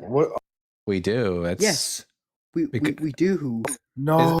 Is that due to us sweating? We're able to last longer. Mostly it's due to us sweating and also bipedalism. Bipedalism is more efficient than quadrupedal. Fat host. Big fat host. He is crashing out so hard. Crash out king. I know. As soon as the facts start presenting themselves, the bigotry, the asshole nature, it also peaks out. There's no bigotry. Yeah, you don't have any good arguments, so you have to make fun of my body weight. We know. Oh, fuck. Everyone sees it. Everyone knows that you're an idiot. I'd rather be fat and smart than skinny and stupid. But luckily for me being fat is something I can change. You being stupid, I think that you might be stuck like that. So stupid. Yeah. Gee whiz. Anyway, I'm probably only going to be here for just a little bit, and then I might come back after.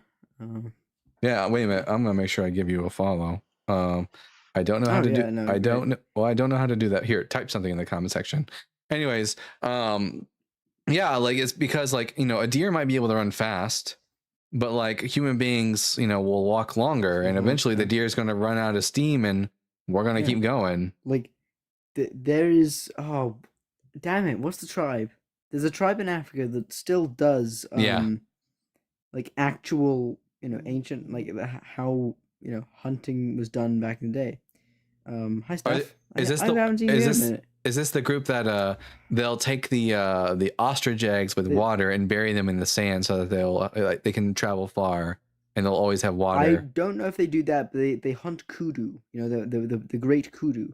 Yeah. And they have basically, actually no, I'm thinking of a different group, but basically, like the ancient hunting strategy was you get 3 to 10 guys, you give them all spears, and you have them walk at a group of deer, and you have them track it over the course of a few days. And eventually the deer start dropping, you stab it, you get 3 deer, oh, we're good for the group, and then you go back. That was the ancient hunting strategy. There's a couple of different groups here. The Hadza. Hadza, the Hadza tribe. From Tanzania. They do a lot of the in Tanzania. They do a lot of one of the oldest hunting strategies in the world still. But I find it interesting because they've because one of the roles, the last role, is called the runner, and it basically does the kill. It that role like kills the kudu, but it has to run at it. And now they actually wear like Nike sneakers. Oh, that's funny. Because it's just part of their culture. But yeah. Can you imagine if we would have like taken a bunch of Nike sneakers and gone back in time and just given them to our ancestors? We would be like we would be in the 26th century by now. But I was thinking of the San people. They take ostrich eggs and then they hollow them out, get all the yolk and stuff out, and then they put water in it, and then they'll bury it in the sand so that they can travel far distances while hunting without like worrying about running out of water. Because as soon as they're on the track back, they just dig out the eggs. That is a very smart idea. I don't doubt that. Yeah, pretty cool. I love that stuff. Okay, we have here qualified. Qualified. I'm gonna ask you 3 preliminary questions, and then we'll get to the conversation. Are you at least 18 years old?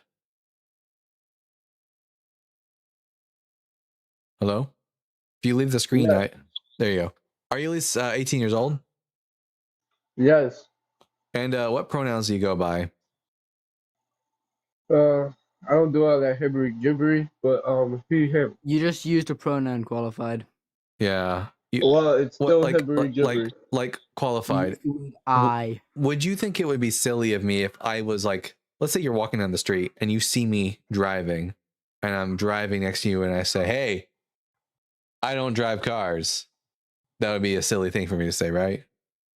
So actually, that's a false analogy followed by a two. Oh no, it's not a false analogy, because you said to me, you said I don't do all that hibbery jibbery, but I is a pronoun, so you do use pronouns. So that was a silly thing to say. But you said isn't a pronoun, but I isn't. Okay, one second. We're gonna continue. Let's go into the debate. Let's go. Nah, we're gonna pull up Google now on this son of a bitch. You can pull up Google. It doesn't matter, bro. I a pronoun? Qualified pronouns are a part of English, actually. Yes, I. Then why do you have such a problem with them? All right. It says here, yes, I is a first person singular nominative subject personal pronoun used to refer to oneself. So that was another silly thing you said. I is in fact a pronoun. So nice try being a silly goose. All right, let's go into the debate. Blah, blah, blah. Are you a Christian? Yes, I am, actually. All right. Why should I be a Christian? Because so far you're not instilling in me a lot of confidence that being a Christian makes you smarter. All right, hold on. Wait, first of all, we can't hear you on Teacup, but I also want to know if when he comes back, if he can tell us what his God's pronouns are, because I'd be interested to know if his God has pronouns or not. While he's busy not being on the app, I'm going to... Yeah, so it's actually very rooted in history, back then. Sodom and Gomorrah. If you look at Sodom and Gomorrah... Did you not hear what Believe Women just said? Were you not listening? No. Okay, what are your God's pronouns? He transcends all of that. No, he doesn't. Have you not read the Bible? I'm sorry. Wait. Qualified. I'm sorry. You started the sentence with he transcends all of that. Yeah, he. Have you read the Bible? The God of the Bible uses pronouns. God says, in Hebrew, ani hu, which means I am he. When did he say that? Yeah, here, watch. Here, watch. Do you have a video of it? If you don't have a video of it, bro, it's not actual proof. Let's continue with the To be Bible. clear, to be The clear, you don't. actual Bible. Wait. Do you believe the Bible? Yes or no?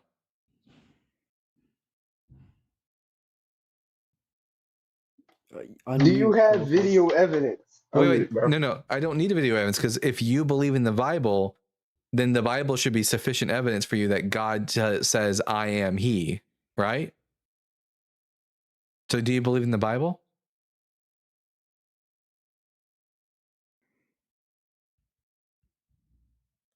Hello. Why do y'all keep muting me, bro? I'm about to get mad, bro. Yeah, When did he say that, bro? John 18:5-6. Jesus of Nazareth, they replied, I am he, said Jesus. Jesus said, I am he. So let me go. God uses pronouns, doesn't he? Crazy.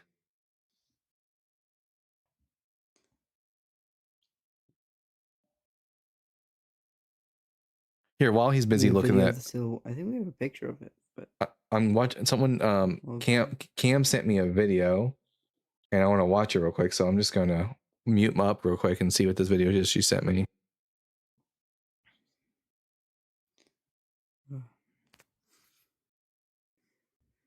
Can we have like a petition when they refuse to use pronouns? Can we just keep referring to them as it, please? It is a pronoun.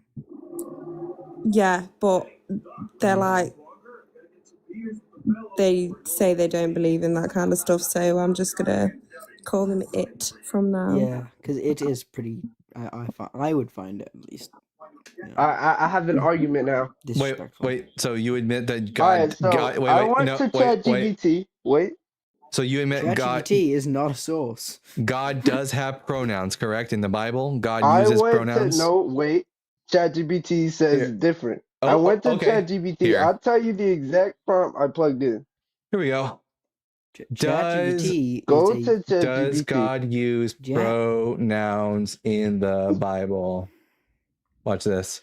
Yes, God is referred to with pronouns in the Bible. Look at that. Crazy. And it's the one I said, who, which means he. God damn. I actually used the newest version. The newest version that they didn't drop yet. That's actually bullshit. No, you're not on the new. You're a liar. You're a fucking liar. You're a liar and you're a liar and an idiot.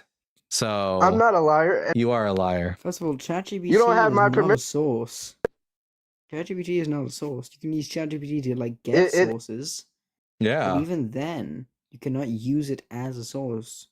Don't use I might use ChatGPT. The most I'll use ChatGPT would be to like, hey, it gives me a source and I give it the entire paper. And then it breaks it down because say I have a class because I'm still in college, by the way. Like say I have a class like in 10 minutes I have to like quickly study for like something we learned because I missed it or something. And I don't have enough time to read the paper. I have ChatGPT break it down. Now, is ChatGPT gonna get something wrong? Yeah, probably. But it will at least give me something. It does. It gets many things wrong actually. But it'll give me at least a crash course of it if I provide it the actual source I ask it to use. Because guess what ChatGPT does? It also uses Reddit. It also uses YouTube. So ChatGPT is not a source. Yeah. So qualified. Enough of all the you are too dumb to understand how pronouns work. We get it. You're too stupid. So why should I be a Christian? You should. I literally just explained it to you. You're using secular reasoning on me. Secular reasoning. Oh no! The Bible guy's using English fucking grammar. That's not a reason why I should be a Christian. Now you're using. Why should I be a Christian? Now you're a logical fallacy. Why should I be a Christian? Why should I be a Christian? I literally just gave you evidence from the Bible. Matter of fact, look. Pay attention, baby. Pay attention. If he doesn't, why do y'all? I want you to take a second to collect yourself. Stop unmuting yourself Take a few breaths. Calm All right, down. I'm done. You're dumb? Yes, I know.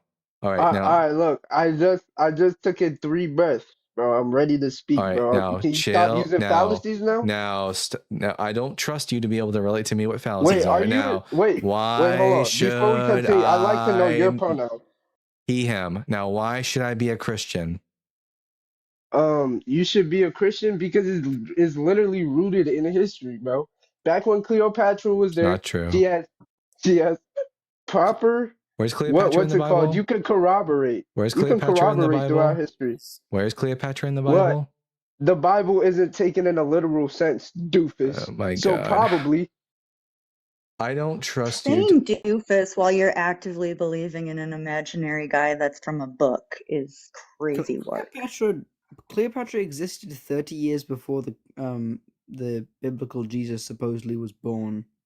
Yeah. I don't know why he's bringing up Cleopatra. She died, Christian, 30 years before Jesus was supposedly born. Yeah. Assassinated, maybe.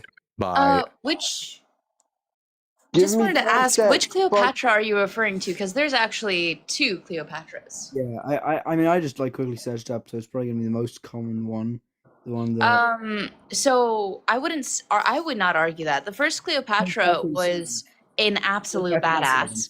So I would recommend doing your research on the 2 different Cleopatras there are.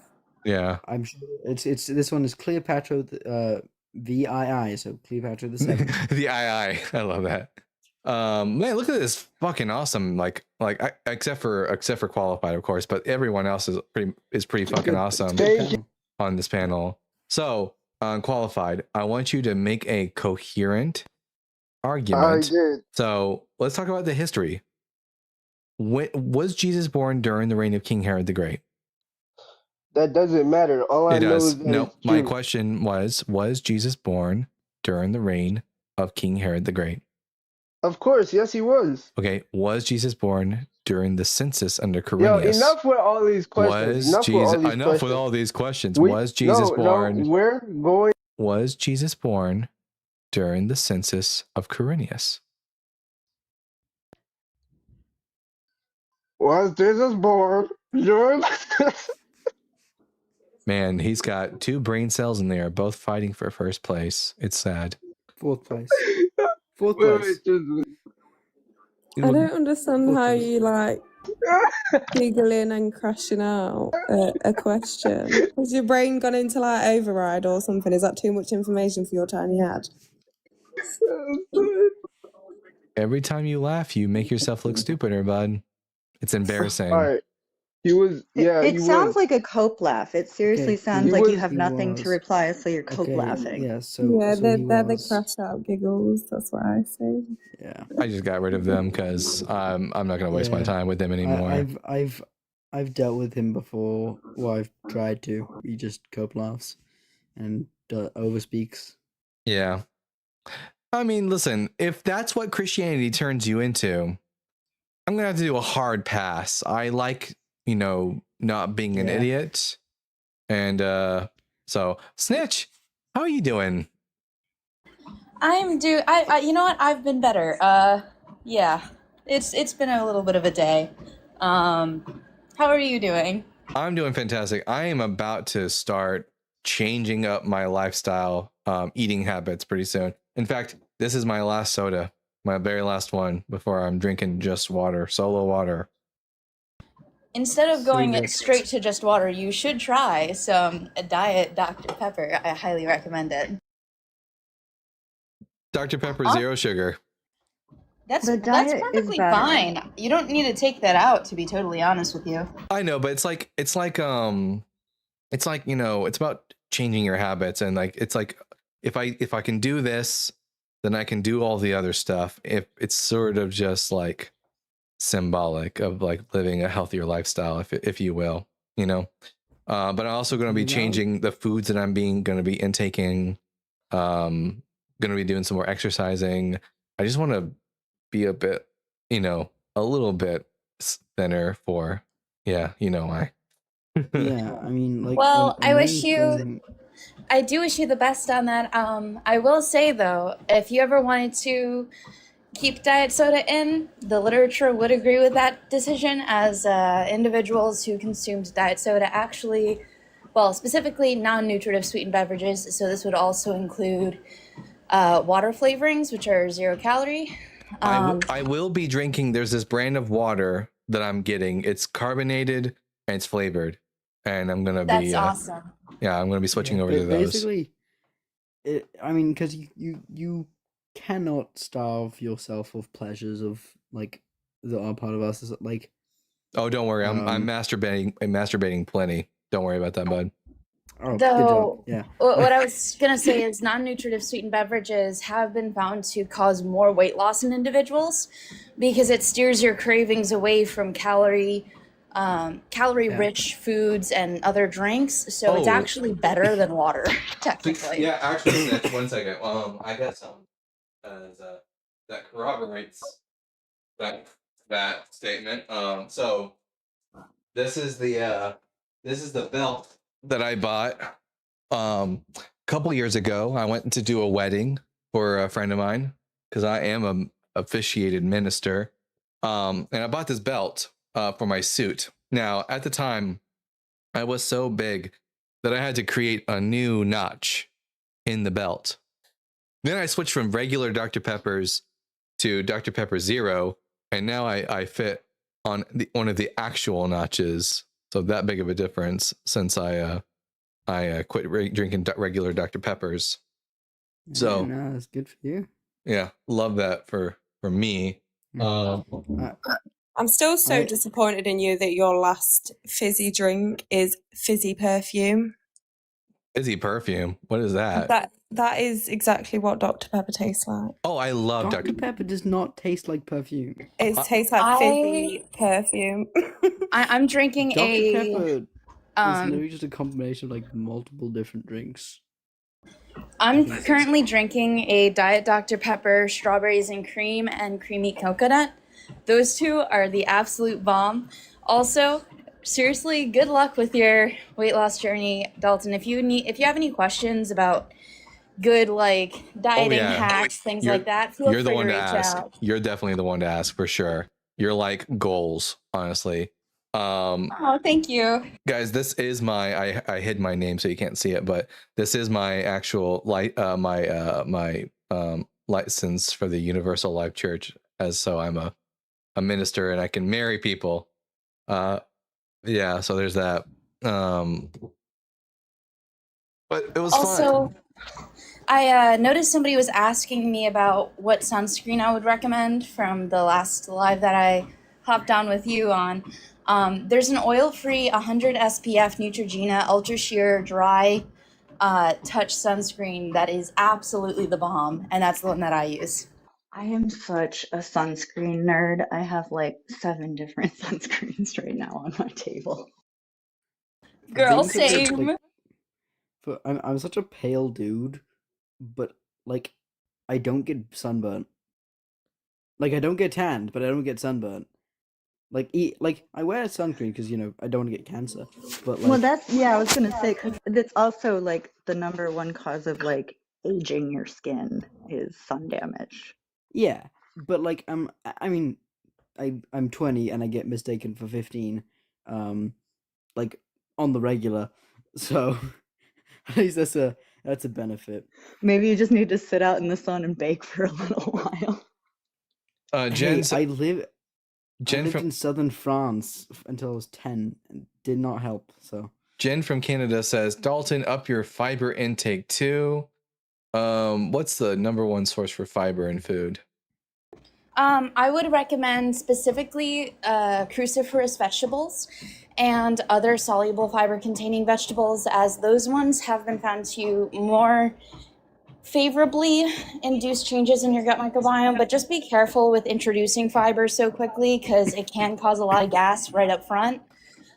Usually what's the recommendation is around 14 grams per 1,000 calories as like the bare minimum to hit, and then you can increase it by 5 to 10 grams every week to 2 weeks, depending on how your stomach's reacting.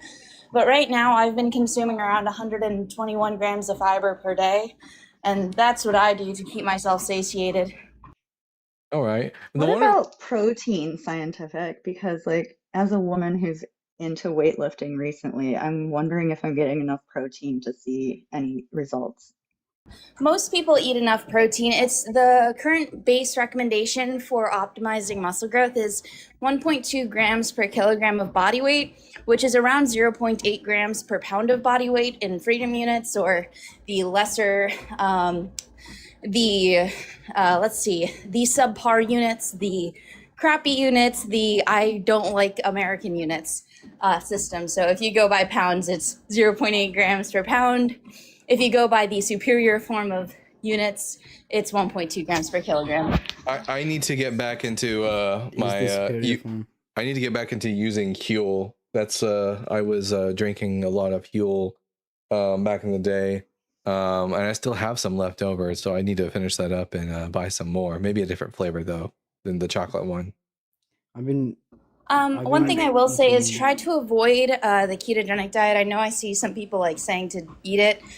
Please don't. It can significantly increase your risk for various types of cancers if you don't have a specific condition that indicates a ketogenic diet for you, like epilepsy. Having a really high saturated fat diet has been found to significantly and drastically increase the rate of non-calcified plaque volume in your arteries to the extent that you're at what is considered the highest risk classification for atherosclerosis and heart disease, which is the leading cause of death in America. I had a question related to that, actually. I was doing 16/8 intermittent fasting, which I understood to be a type of ketogenic. If that's not true, maybe that's different. But is intermittent fasting an effective way of you losing weight healthfully, or is that causing problems for you when you do that? So according to current meta-analyses, I could cite 3 that I know of. I believe one is from 2021, one from 2020, and the other is a little bit earlier or later, I think. But there's 3 meta-analyses demonstrating that there's no difference between intermittent fasting and regular caloric restriction in regards to weight loss outcomes and body fat outcomes. That said, it is a little bit different from the classical ketogenic diet as known in the literature, which is consistent of a very high fat, moderate protein and low carbohydrate diet. If you're not doing that, then you're not really doing the classical ketogenic diet, as even though you are intermittent fasting, you're not maintaining consistently high ketone levels in your blood, which is the characteristic of a ketogenic diet. Gotcha. Okay. So I guess what I was hearing that was probably pseudoscience then, or just made up by whoever was selling whatever I was getting. What was the idea was that intermittent fasting induced a state of ketosis by being without food for a certain amount of time, but that's just completely not true, is what you're saying. It has no difference compared to just regular caloric restriction. So it does induce a state of ketosis while you're fasting, but as soon as you break your fast, you're no longer in quote unquote ketosis. So it can't really be considered the traditional ketogenic diet. But it's not more superior than just regular caloric restriction, aside from the pain you feel after 8 hours of not eating, which I've felt before. It's not fun. Well, thank you. Yeah, that's super helpful, because I was putting myself through that pain specifically because I thought that pain meant it was helping. Yeah, no. Pain does not mean healthy. Also, there's somebody who said that they had a 0 CAC score. That is not non-calcified plaque volume, which is what you would experience with a carnivore diet or ketogenic diet. Completely 2 different things. Calcified atherosclerotic volume is after it's been in your arteries for 10 plus years and you're already experiencing significant issues. It's the non-calcified plaque that you want to worry about, because that's the stuff you can reverse and you can prevent. And it's also the looser stuff that is more likely to cause a heart attack and things like a widowmaker attack, which you really don't want. Cam says W panel, and the panel says W Cam. Yeah, definitely W Cam. In fact, I'm glad you're here, because there's this Rocket City Reason thing coming up here in October. And that could be like a great opportunity for like first meetings and things. Just throwing that out there. Really? Where in California?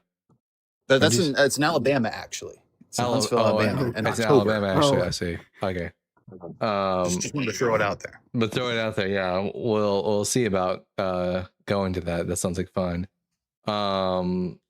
Yep. Everyone put a W for Cam in the comment section. 100%. And speaking of which, if you haven't already, if you're on YouTube or TikTok, you see the white box underneath. Why should I become a Christian? Well, that is Cam's TikTok user handle. Follow at Aragorn Lover, ARAGORNLUVRR. And in the latest video, tell her that the Bible guy sent you. Let's get those follower numbers for her way the fuck up, because there's like 10,000 people following me. Surely you guys can follow more than one person at a time. So go over to Cam's TikTok channel and give her a follow. I love advertising. Unfortunately, I'm only capable of following one single person ever. Jesus Christ. I was about to say the giant spaghetti monster, the flying spaghetti monster. Someone said, "Are you an Aragorn lover?" No, I'm trying to be Aragorn, but that's another thing altogether. I feel like Aragorn has. I'm really on my Hobbit maxing phase right now, to be honest. I'm head out. See you guys later. See ya, Welsh. Thank you for coming out. Hobbit maxing. So what? Trying to make sure your feet get as big as possible. Oh yeah, I walk around barefoot all the time with my hairy ass feet. I got like a hydroponic garden I'm growing right now. I'm gonna try to get into brewing here soon as possible. Oh yeah, sitting on the front porch with a pipe and a pint. You're never gonna believe it. I'm on my balcony right now with a pint. Hell yeah, they come in pints. Is one of my favorite lines from the Fellowship. No one have to be anything. I don't know about that. I mean, if you're one, I mean, they mean why should I be a Christian? I mean, I should be a Christian if it's true. If it's not true, though, I agree. I shouldn't be anything. But Mayan Warrior J is coming up. Mayan Warrior J, I'm going to ask you 3 preliminary questions, and then we'll get into the conversation. Are you at least 18 years old? Yes, I am. And what pronouns do you go by? Sorry, say that again. What pronouns are you going by? One more time, please. What pronouns are you going by? Oh, pronouns. Yeah. In general, I go, sir, king, whatever you want to call me. None of those. It doesn't faze me. Sir and king are honorifics. So what pronoun do you go Well, by? whatever pronouns, it don't matter to me. It? Yeah. All right, everyone. Okay, are you a Christian? Behold Yes, I the am. creature. All right, everyone. This is mine. It is going to tell us why I should be a Christian. So tell me, why should I be a Christian? Well, the only reason why you should be a Christian is if you actually believe in God. That's the only reason why you should be a Christian. I don't believe in God, so Yeah, why should I that's believe in okay. God? No, that's the only reason why you should be a Christian. So, in other words, It's a philosophy. Like, you don't have to be a Christian if you don't want to. no, it's not a matter of want. Whether or not I'm a Christian or not has nothing to do with my wants or desires, other than my want and desire to believe as many true things as possible. If Christianity is not true, then I shouldn't be a Christian. Exactly. Is Christianity true? For me, it is true. For you, it isn't. It Well, doesn't matter no. if you should believe it or not. No. Christianity is true. I'm not trying to. I'm not trying to Christianity convince is you to be a Christian. Christianity is either true or false, independent of what you and I think. Wait, Mayan, why would you join a panel that says, why should I be a Christian, if your goal is not to convince anyone to be a Christian? Yeah, because I'm just answering his question. Simple question, simple statement. There's nothing. It's not that deep to look into. Mine. I think you know very well that when a person on TikTok has a panel up and they have the question, why should I be a Christian? You know damn well that the kind of person that they're wanting to talk to are people who aren't just intellectually lazy and who are actually going to try and persuade me to become a Christian. No reason to persuade you. Just answering. I'd like to point out that if you aren't a Christian, then the reason that Dalton should be a Christian isn't even convincing to you. Yeah. Don't come up here and waste my time if you're not actually going to be, if you're not going to stop being intellectually lazy and give me a reason to believe in your religion. They just wanted 5 seconds of fame, and I guess they got it, and it's over. At Brian Peck with the $5. Consistent calories and intermittent fasting are essentially the same. Usually I recommend picking up the one you can better track for macros for yourself. Thank you, Brian. I really hope that the voice changer came through there. Otherwise, that sounded horrible. It did, but personally, I did not like that. Oh man, that's good. Wait, Chloe, you didn't like that. Terrible. You should say around the world about 150 times real quick. Around the world, around the world, around the world, around the world. Anyways, it worked and it catches our attention. 10 out of 10. Hell yeah. Do you believe in Alexander the Great? Yeah. And Alexander the Great was a real person. Jesus was probably a real person. But do I believe the magic parts of the Alexander the Great stories? No. I don't think Alexander the Great was the child of Zeus. And I don't think that Jesus was the child of Yahweh.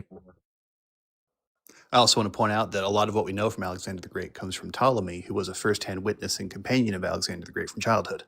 Yep. You know, you have to say it like around the world, around the world.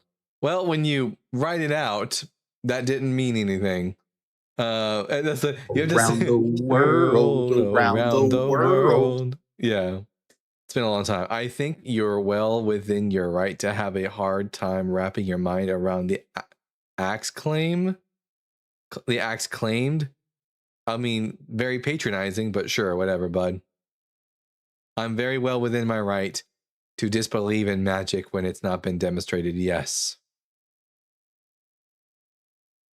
But yeah, there's no reason to be anything unless to... But yeah, there's no reason to be anything unless to believe. That's a sentence. That was definitely a sentence. It wasn't a coherent sentence, but it was a sentence. Oh, yeah, I was gonna say, I don't think it was. Was there all the necessary parts of a sentence in there? It had a middle, beginning, and end, and I think there was a punctuation in there somewhere. So, you know, it is what it is. Let's see. Didn't mean to patronize. It's a crazy concept. Magic? Yes, magic is a crazy concept, and I don't believe in magic. But you know what I do believe in? Wait.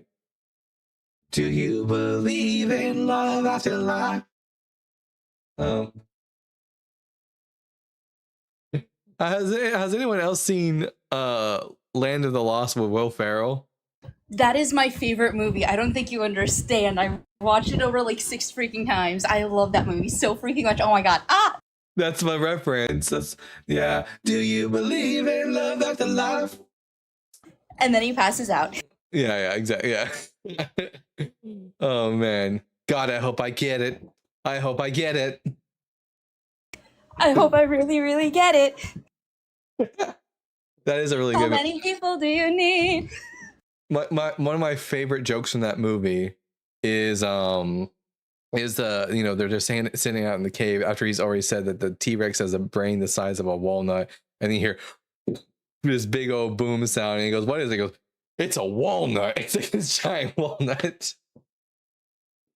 Oh man. Do you remember the ukulele component and the giant mosquito bite on his back? Oh yeah. Broski just like passes over. He's so pale. I think it's so funny. That is that whole sequence of I collected dinosaur piss and then it was for nothing. It was absolutely for nothing. So funny. Someone who has no idea what this movie is, it sounds fucking incredible with no context. Oh, okay. I'll just give you a basic summary without any spoilers. Will Ferrell, Danny McBride, and what is the name of the actress from this movie? Let me see. Cast of Land of the Lost. Wait, I should put movie because it's based on an old TV show from back in the day. Anna Friel, and they travel not forward in time, not backwards in time, but sideways into an alternate reality where all points in time converge. And there's lizard people and aliens and dinosaurs and all kinds of crazy shit. And it's hilarious. That does sound really good, actually. Yeah, it's so good. The TV show was dead serious about the concept. Yeah, the TV show, they tried to take it so seriously, but the movie is so good. It's such a prime Will Ferrell film. Someone said year Wait, one. there's a TV show? Yeah, the movie was based on the TV show from back in the day. Here, wait a minute. Land of the Lost original TV show.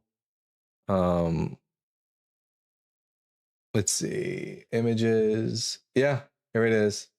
The Land of the Lost TV show. Look, there's a whatever Chaka is. This that thing was there too. The Slee Stack. That's so cool. The Slee Stack were in it. The dinosaur, everything. But it was super serious. And Cam says, I used to love Land of the Lost. Cam, have you seen the Will Ferrell movie Land of the Lost? And also, you're more than welcome to join the panel, obviously. Putting that out there. From the 70s, it was awful. So we got diametrically opposed positions here. Guys, I'll tell you what, though. Last night, I watched one of my favorite movies ever. I watched it again. So I watched Mary Poppins. That was, and then, yes, I have seen The Wolf. Okay, that's the only one I've seen. Yeah, love that movie. I watched Saving Mr. Banks for the second time last night, and gosh, I was out halfway through the movie. By the end of the movie, I was ugly crying. It's such a good movie. Yeah. Have any of y'all seen Saving Mr. Banks? I've seen it like once. It was a long time ago, though. I don't remember it having that much of an impact on me, to be honest. I know there's like a lot of like stuff with so for anyone who doesn't know, Saving Mr. Banks is a movie it's a biopic about how P.L. Travers, the author of the original Mary Poppins books, signed over the rights to Walt Disney, the man Walt Disney, to make the movie. And there's stuff in that movie about P.L. Travers and her father when she was like 7, and that's the stuff that got me. I was trying to explain to my mom the movie last night and then started almost crying again. Like, it just gets me. Stuff with like fathers and daughters gets me a lot. Because like I think I've always wanted like a daughter. That's part of it. But also like just family and love in general gets me going in movies. That's the stuff that just breaks me. I'm blanking on the name of it, but do you remember the movie? I think it was a Johnny Depp movie about the author of Peter Pan and how he gets really close with like a widow and her kids and starts becoming like a father figure in those kids' lives. The Johnny Depp also movie. really, yeah, I forget the name of that. Finding Neverland. Yes. It sounds similar to that, and that one really gets me too on the same level. Oh, I'll have to watch it now because I've never seen it. It's the same sort of thing where he just kind of he finds these kids who have lost their father, and he like becomes their father through the magic of Neverland. Basically, it's really, really good. Yeah, I already see that one's gonna make me cry. Maybe I'll watch it tonight. We'll see. I'm an easy crier when it comes to movies, and that's why I like to watch movies, is because it allows me to get to feel all the feelings and like cry, which is really good. A Little Princess, I haven't seen that one yet, but it's funny that you said it because like one of my new favorite. This is a weird thing about me. If I've seen a movie enough times, I like to watch other people watch movies, like reaction channels. That's what I love to do too. And one of my favorite reaction channels, they just reacted to A Little Princess, but I haven't seen it yet. But if it's really good, and if it's like a similar type of film, I'll probably catch it. I'm trying to get Cam to watch Ever After. Have y'all seen that one?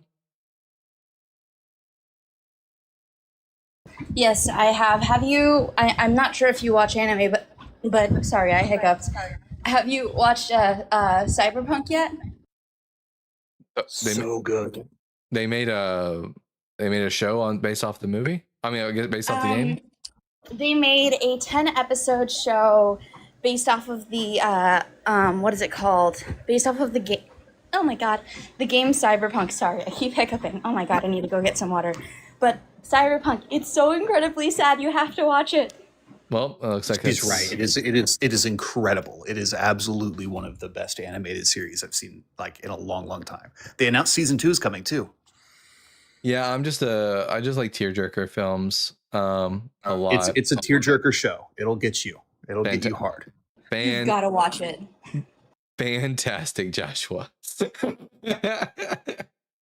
Have you dropped for a bit? But I'm still okay. Cool, Bane. Yeah, like a one that recently got me that I watched. Oh yeah, because I recently watched The Sound of Music, and that one got me too. Like, just so many movies just fuck me over. Edelweiss. Oh, Edelweiss. Edelweiss. Oh god. Anyways.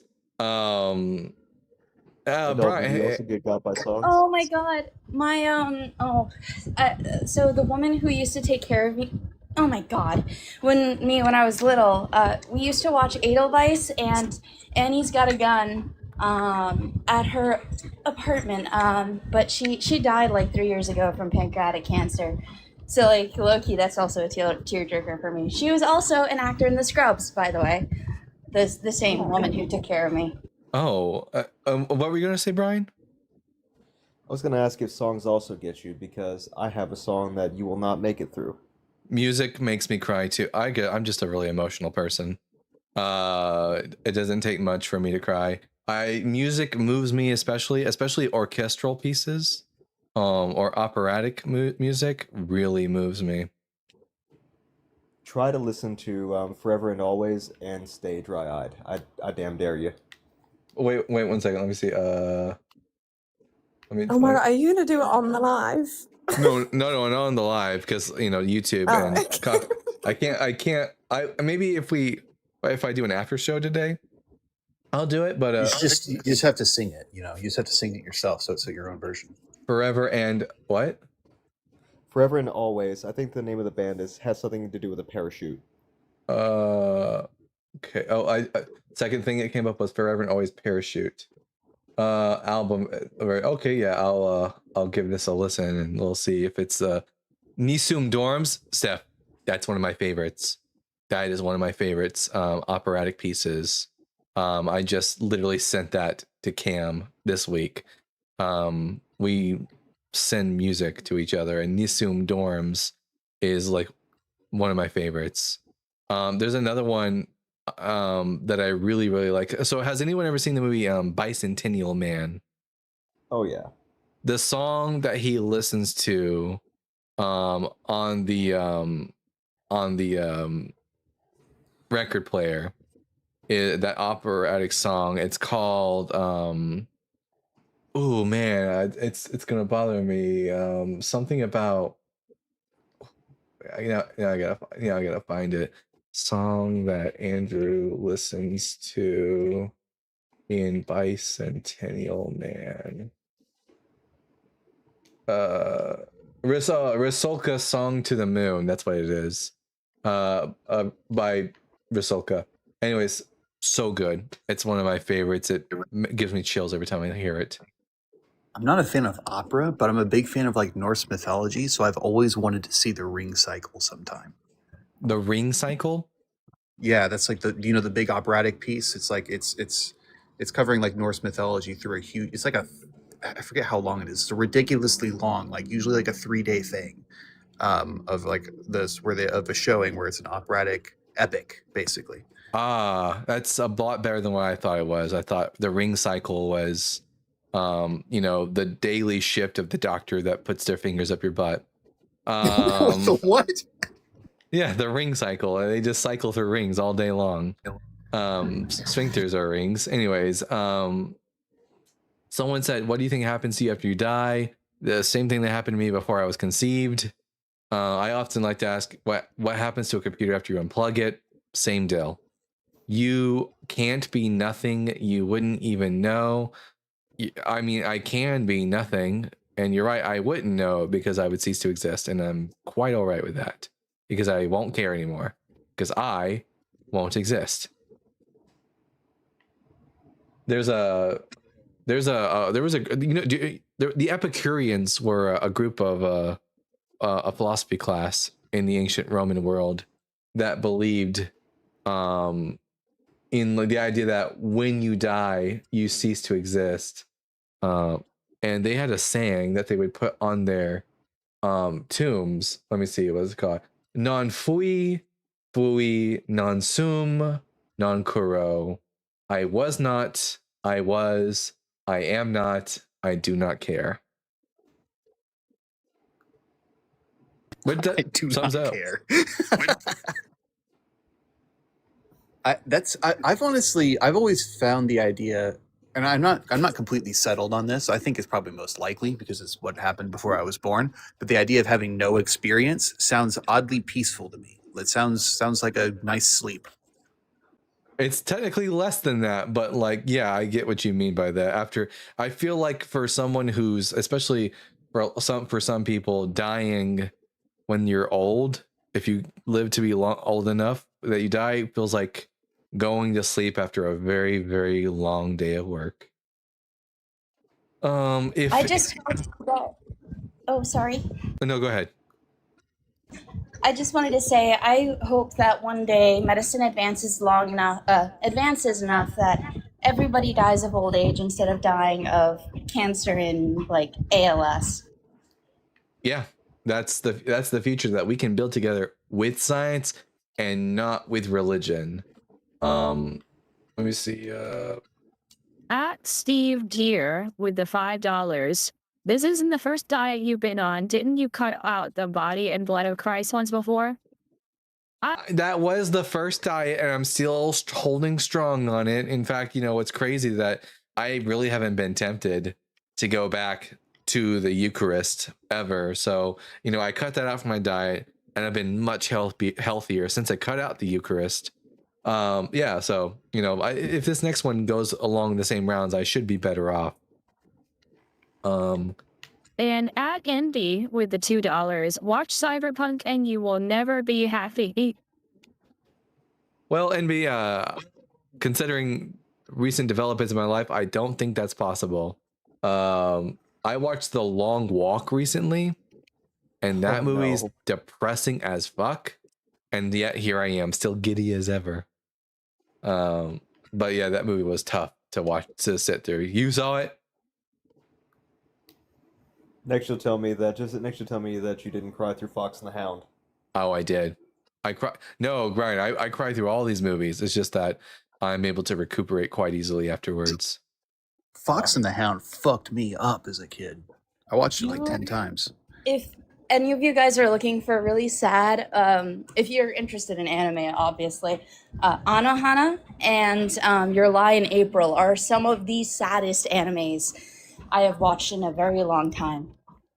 Chloe, you don't have to type it in the comment section, Chloe. You could just unmute and ask your question. You're on the panel. I feel under pressure. There's 148 people in here, and I feel like I'm just interrupting conversations. No, you're part of the conversation. So Chloe asked, what is your favorite film?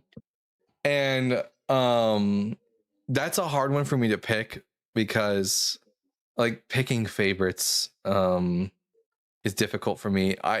There's a couple that are just really I love a lot. So I don't know whether or not I would say that this is my favorite, but this is one of my favorites. I'll say would be What Dreams May Come with Robin Williams.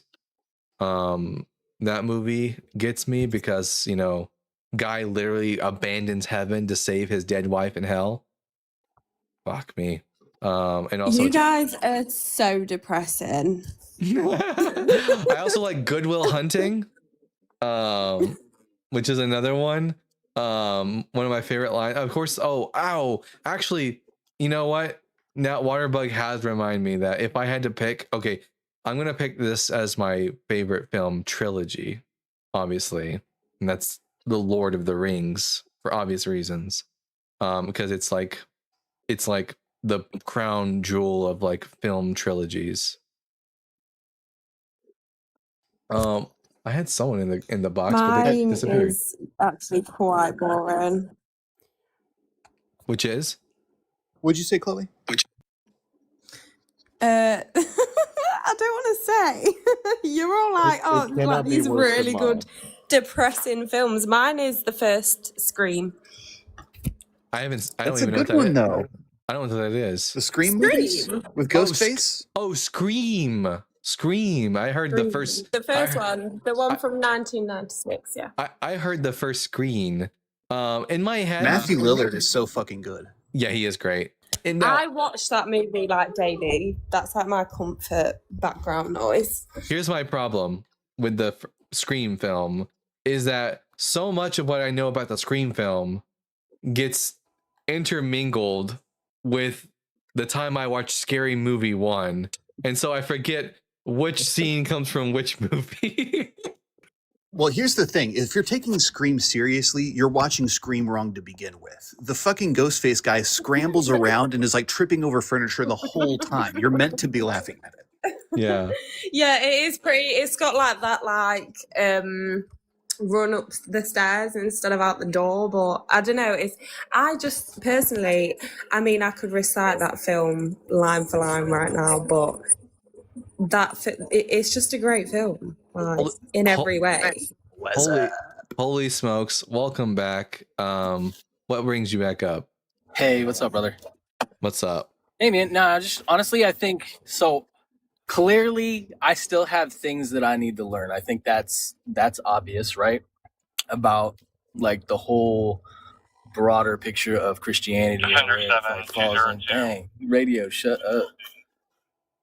I don't honestly, I'm not going to even try to convince you at this point. I still have things that I want to learn. Honestly, like, you guys are having just normal, good conversation. And I think in order to have like a healthy dialogue with somebody who believes in Christianity, first you need to have like just a normal dialogue. I think that's fair to say. What's your favorite horror movie then? My favorite horror movie? Movie in general, doesn't matter. True. I mean, I love Smile. Honestly, Smile messed me up. That one was intense, and I think it was more so just the sound, like the sound usage, like the audio in that movie was crazy. My favorite Scream Me and Robot movie. Goat just watched Hokum, and it was really, really, really good. Ooh, here's the problem. I don't watch a lot of scary movies because I'm a wuss. But if I had to pick a favorite scary movie, it's probably gonna be one of those demon-esque movies like Paranormal Activity, maybe. Or actually no. Okay. Did y'all ever see Devil? The elevator one? The elevator one. M. Night Shyamalan, right? Film. Yeah, you there's a bunch of people stuck in an elevator. They're all dropping like flies one by one, all being killed, and someone secretly among them is actually the devil in disguise. And then you find out at the end of the movie. Yeah.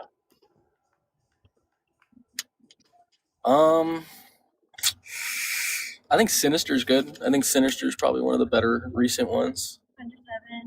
Insidious. The Ghoul, the Eater of Children. Insidious was interesting for me to watch because the little boy's name is Dalton, and you don't see a lot of you don't see a lot of Daltons out in media. Because every time when I worked at the restaurant I used to work at, people used to go, I'll be your server, Dalton, tonight, and they go, Roadhouse, and I'm like, I haven't seen it, still haven't. So if that counts as a normal conversation, why should Dalton be a Christian?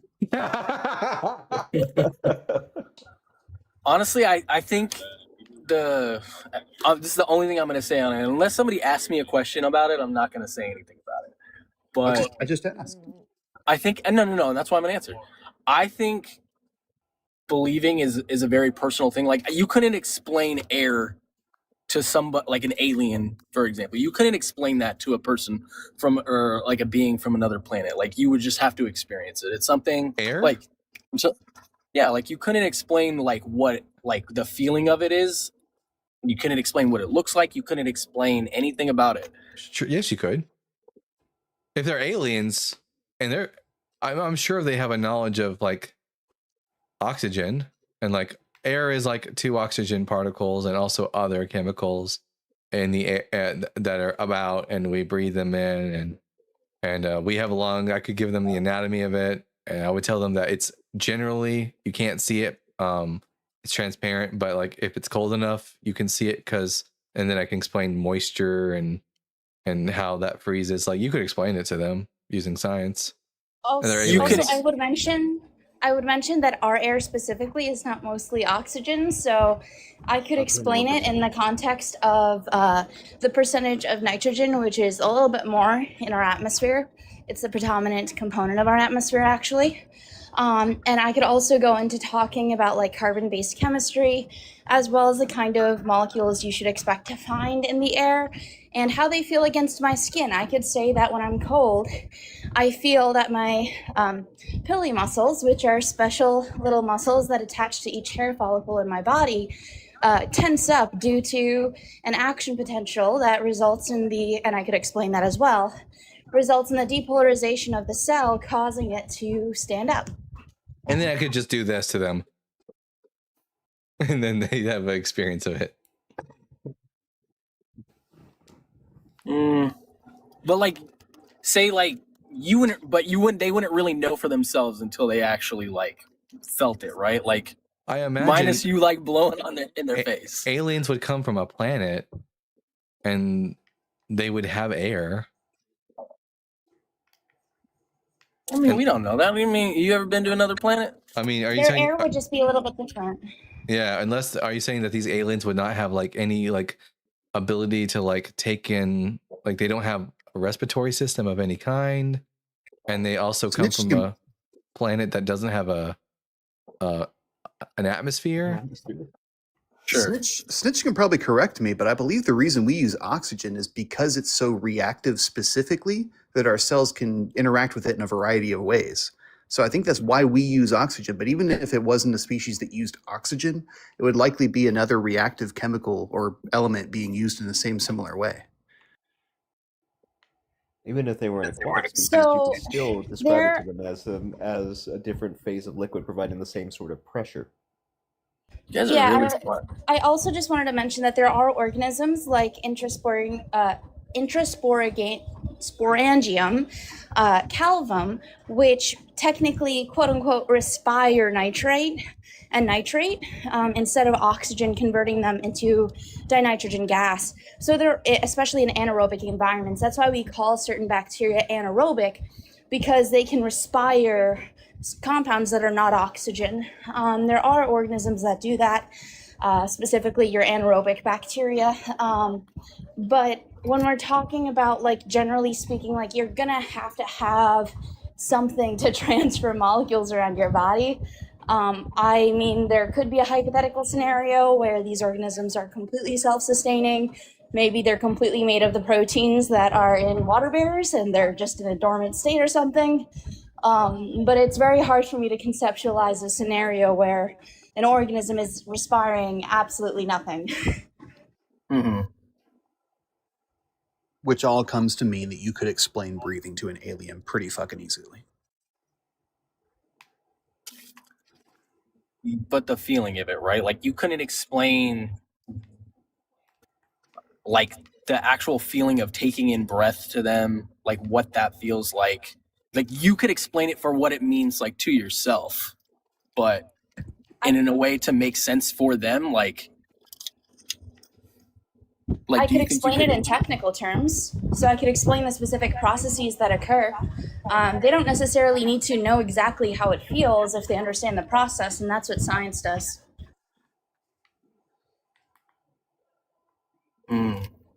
On, like we talked about earlier, like, you guys, like, and it seems like it's like that for all you guys. You guys are all very, like, you're all very intelligent. I can tell you guys are, like, either majoring in some kind of, like, science or, like, some kind of, like, science-based study. I graduated in science, and I'm currently pursuing a higher graduate degree. And I am not. I am just a guy who reads the Bible. Mm-hmm. I graduated high school. I'm also just sort of here to learn, to be fair. I'm not reading much use. I mean, I asked you earlier. I don't even know what to call you other than the Bible guy.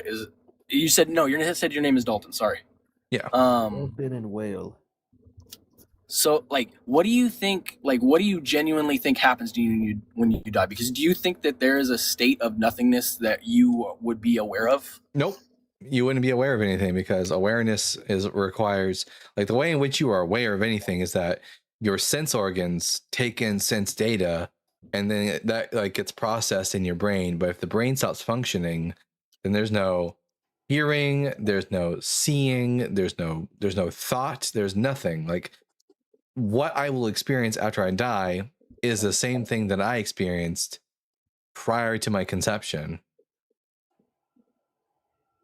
Have you ever had anesthesia for surgery? Oh, it's like that. Yeah, I just recently dislocated my elbow and broke a couple of bones in it. A lot of fun, really. And they had to relocate it, and they thankfully knocked me out for this. It wasn't the same as being asleep whatsoever. There was just a complete gap of time where there was just like a cessation of consciousness, and then immediately I was back, in my experience, back to being conscious a certain amount of time later. I'm not even sure quite how much time later.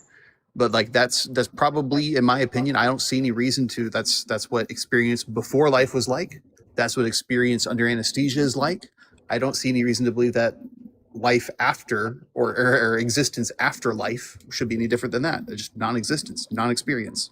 I am not looking forward to, if I ever have to go into surgery, the idea of anesthesia makes me uneasy.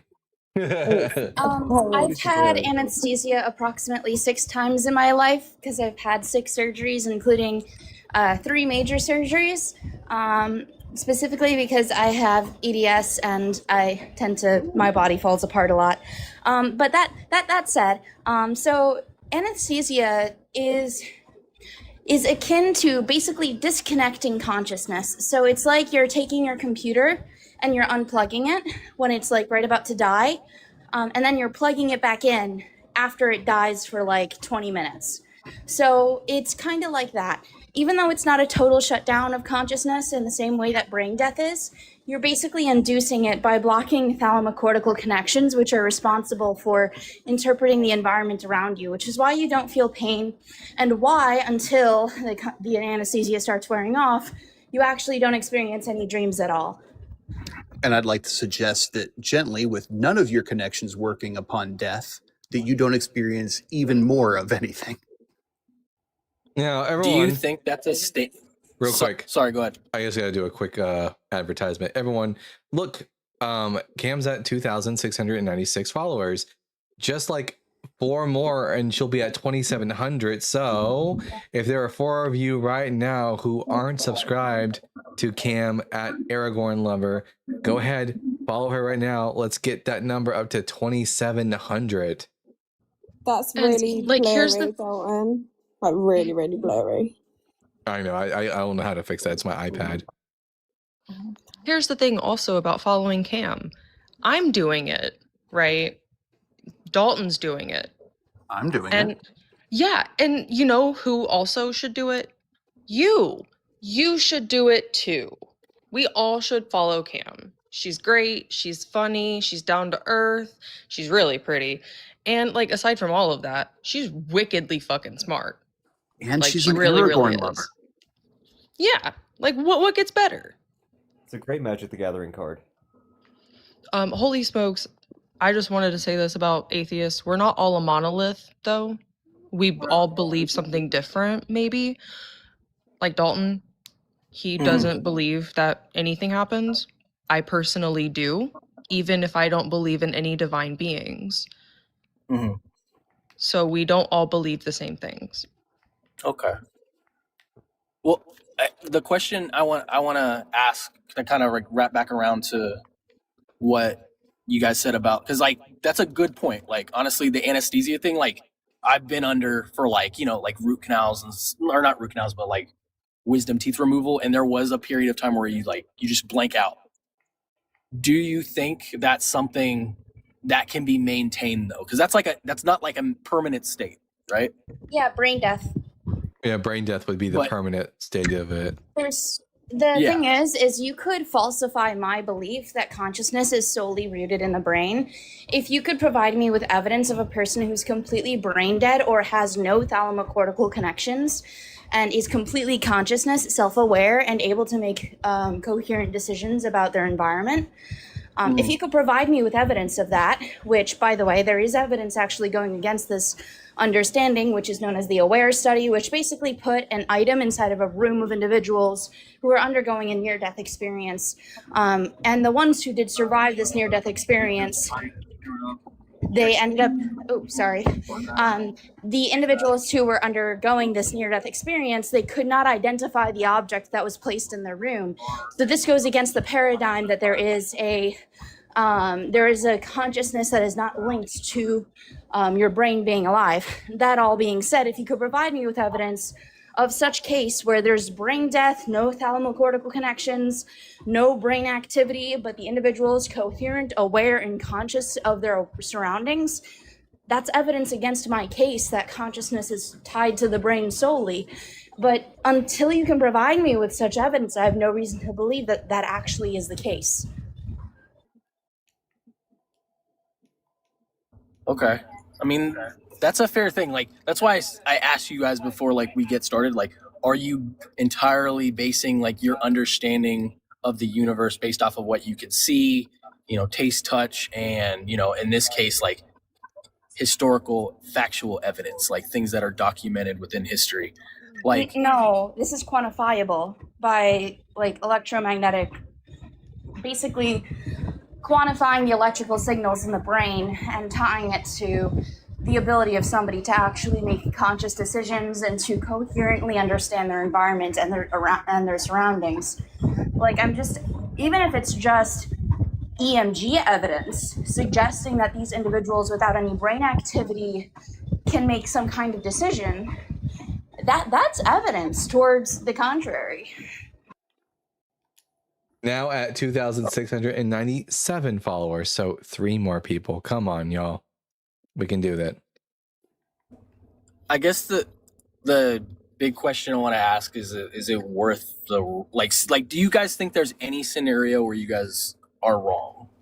Yeah, I mean, like, but the problem is, like, what we're doing now is Pascal's wager. The problem is, let's say I turn to Christianity just to be safe, I could still end up in hell, because if it turns out Judaism is true, then I worshiped a man as God and I'm going to hell. Turns out Islam is true, going to hell for the same reason. If it turns out that Helheim is real, then I'm going to freeze my ass off forever in Helheim for not dying a warrior's death. Like, there's like an infinite number of different like afterlife scenarios, and Christianity is just one of them. So we're all equally in the same boat. The difference is that I'm just going off of what I have the best data to support. But there's also people who, like me, don't think it's just Occam's razor or nothing at all, right? You have some people who aren't necessarily a deist, but they don't necessarily think that it's just one or the other. They would think that maybe there is a God that we don't know of that doesn't have a gender like we give it, that doesn't have things as such that we give things, and that we have to answer to. But I would also venture to say about that being that if it did come down to that, they would have the integrity and the honesty to say, you're right, I didn't give more signs to point to me as that being. You know what I'm saying? I feel like they would be understanding of their lack of doing so.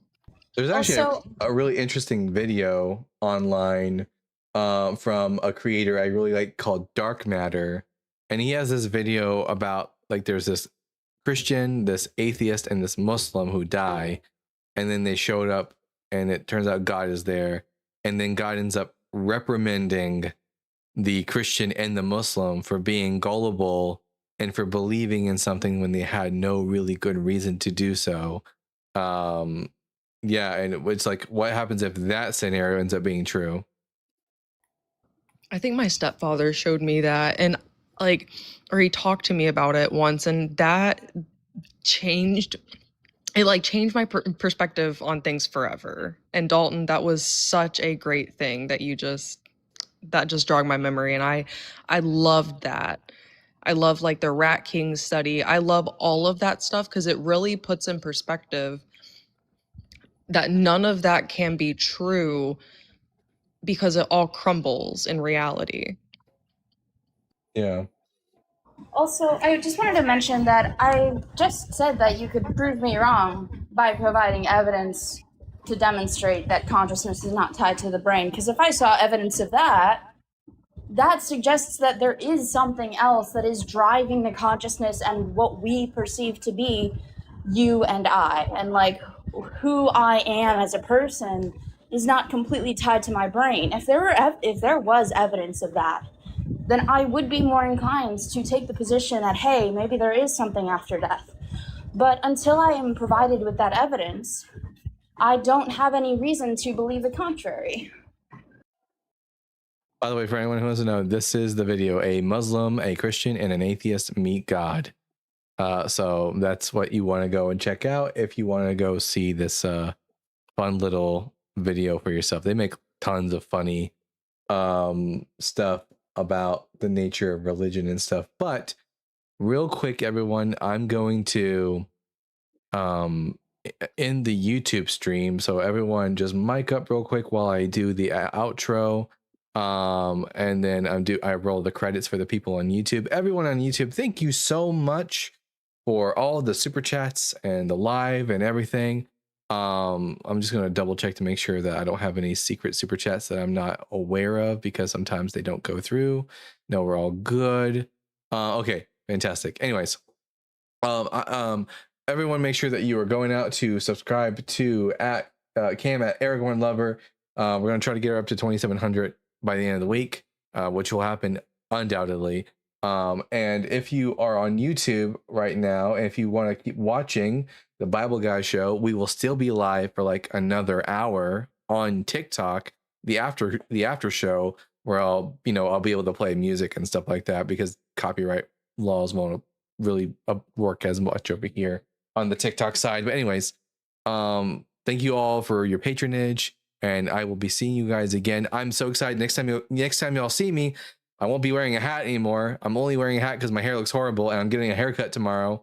And I'm super pumped about it, because I got told that the haircut I want to get will look handsome on me. So I'm going to be getting the haircut tomorrow, and now I'm blubbering. Anyways, so thank you everyone. I've been the Bible Guy. Remember to keep reading, keep learning, and we'll see you all again tomorrow. Bye. Born from dust and questioning fire, wielding truth like a sword of desire. So, God, I can only see like half of your guys' face. Echoes of prophets, the scars align, knowledge and thunder intertwine. Reason ascends where blind faith fell. He reads the word and he reads it well. The Bible Guy, seeker of the light. Through time and fire he rides the night, with reason's blade and wisdom's cry. The world shall hear the Bible Guy. Scrolls of ages, words aflame.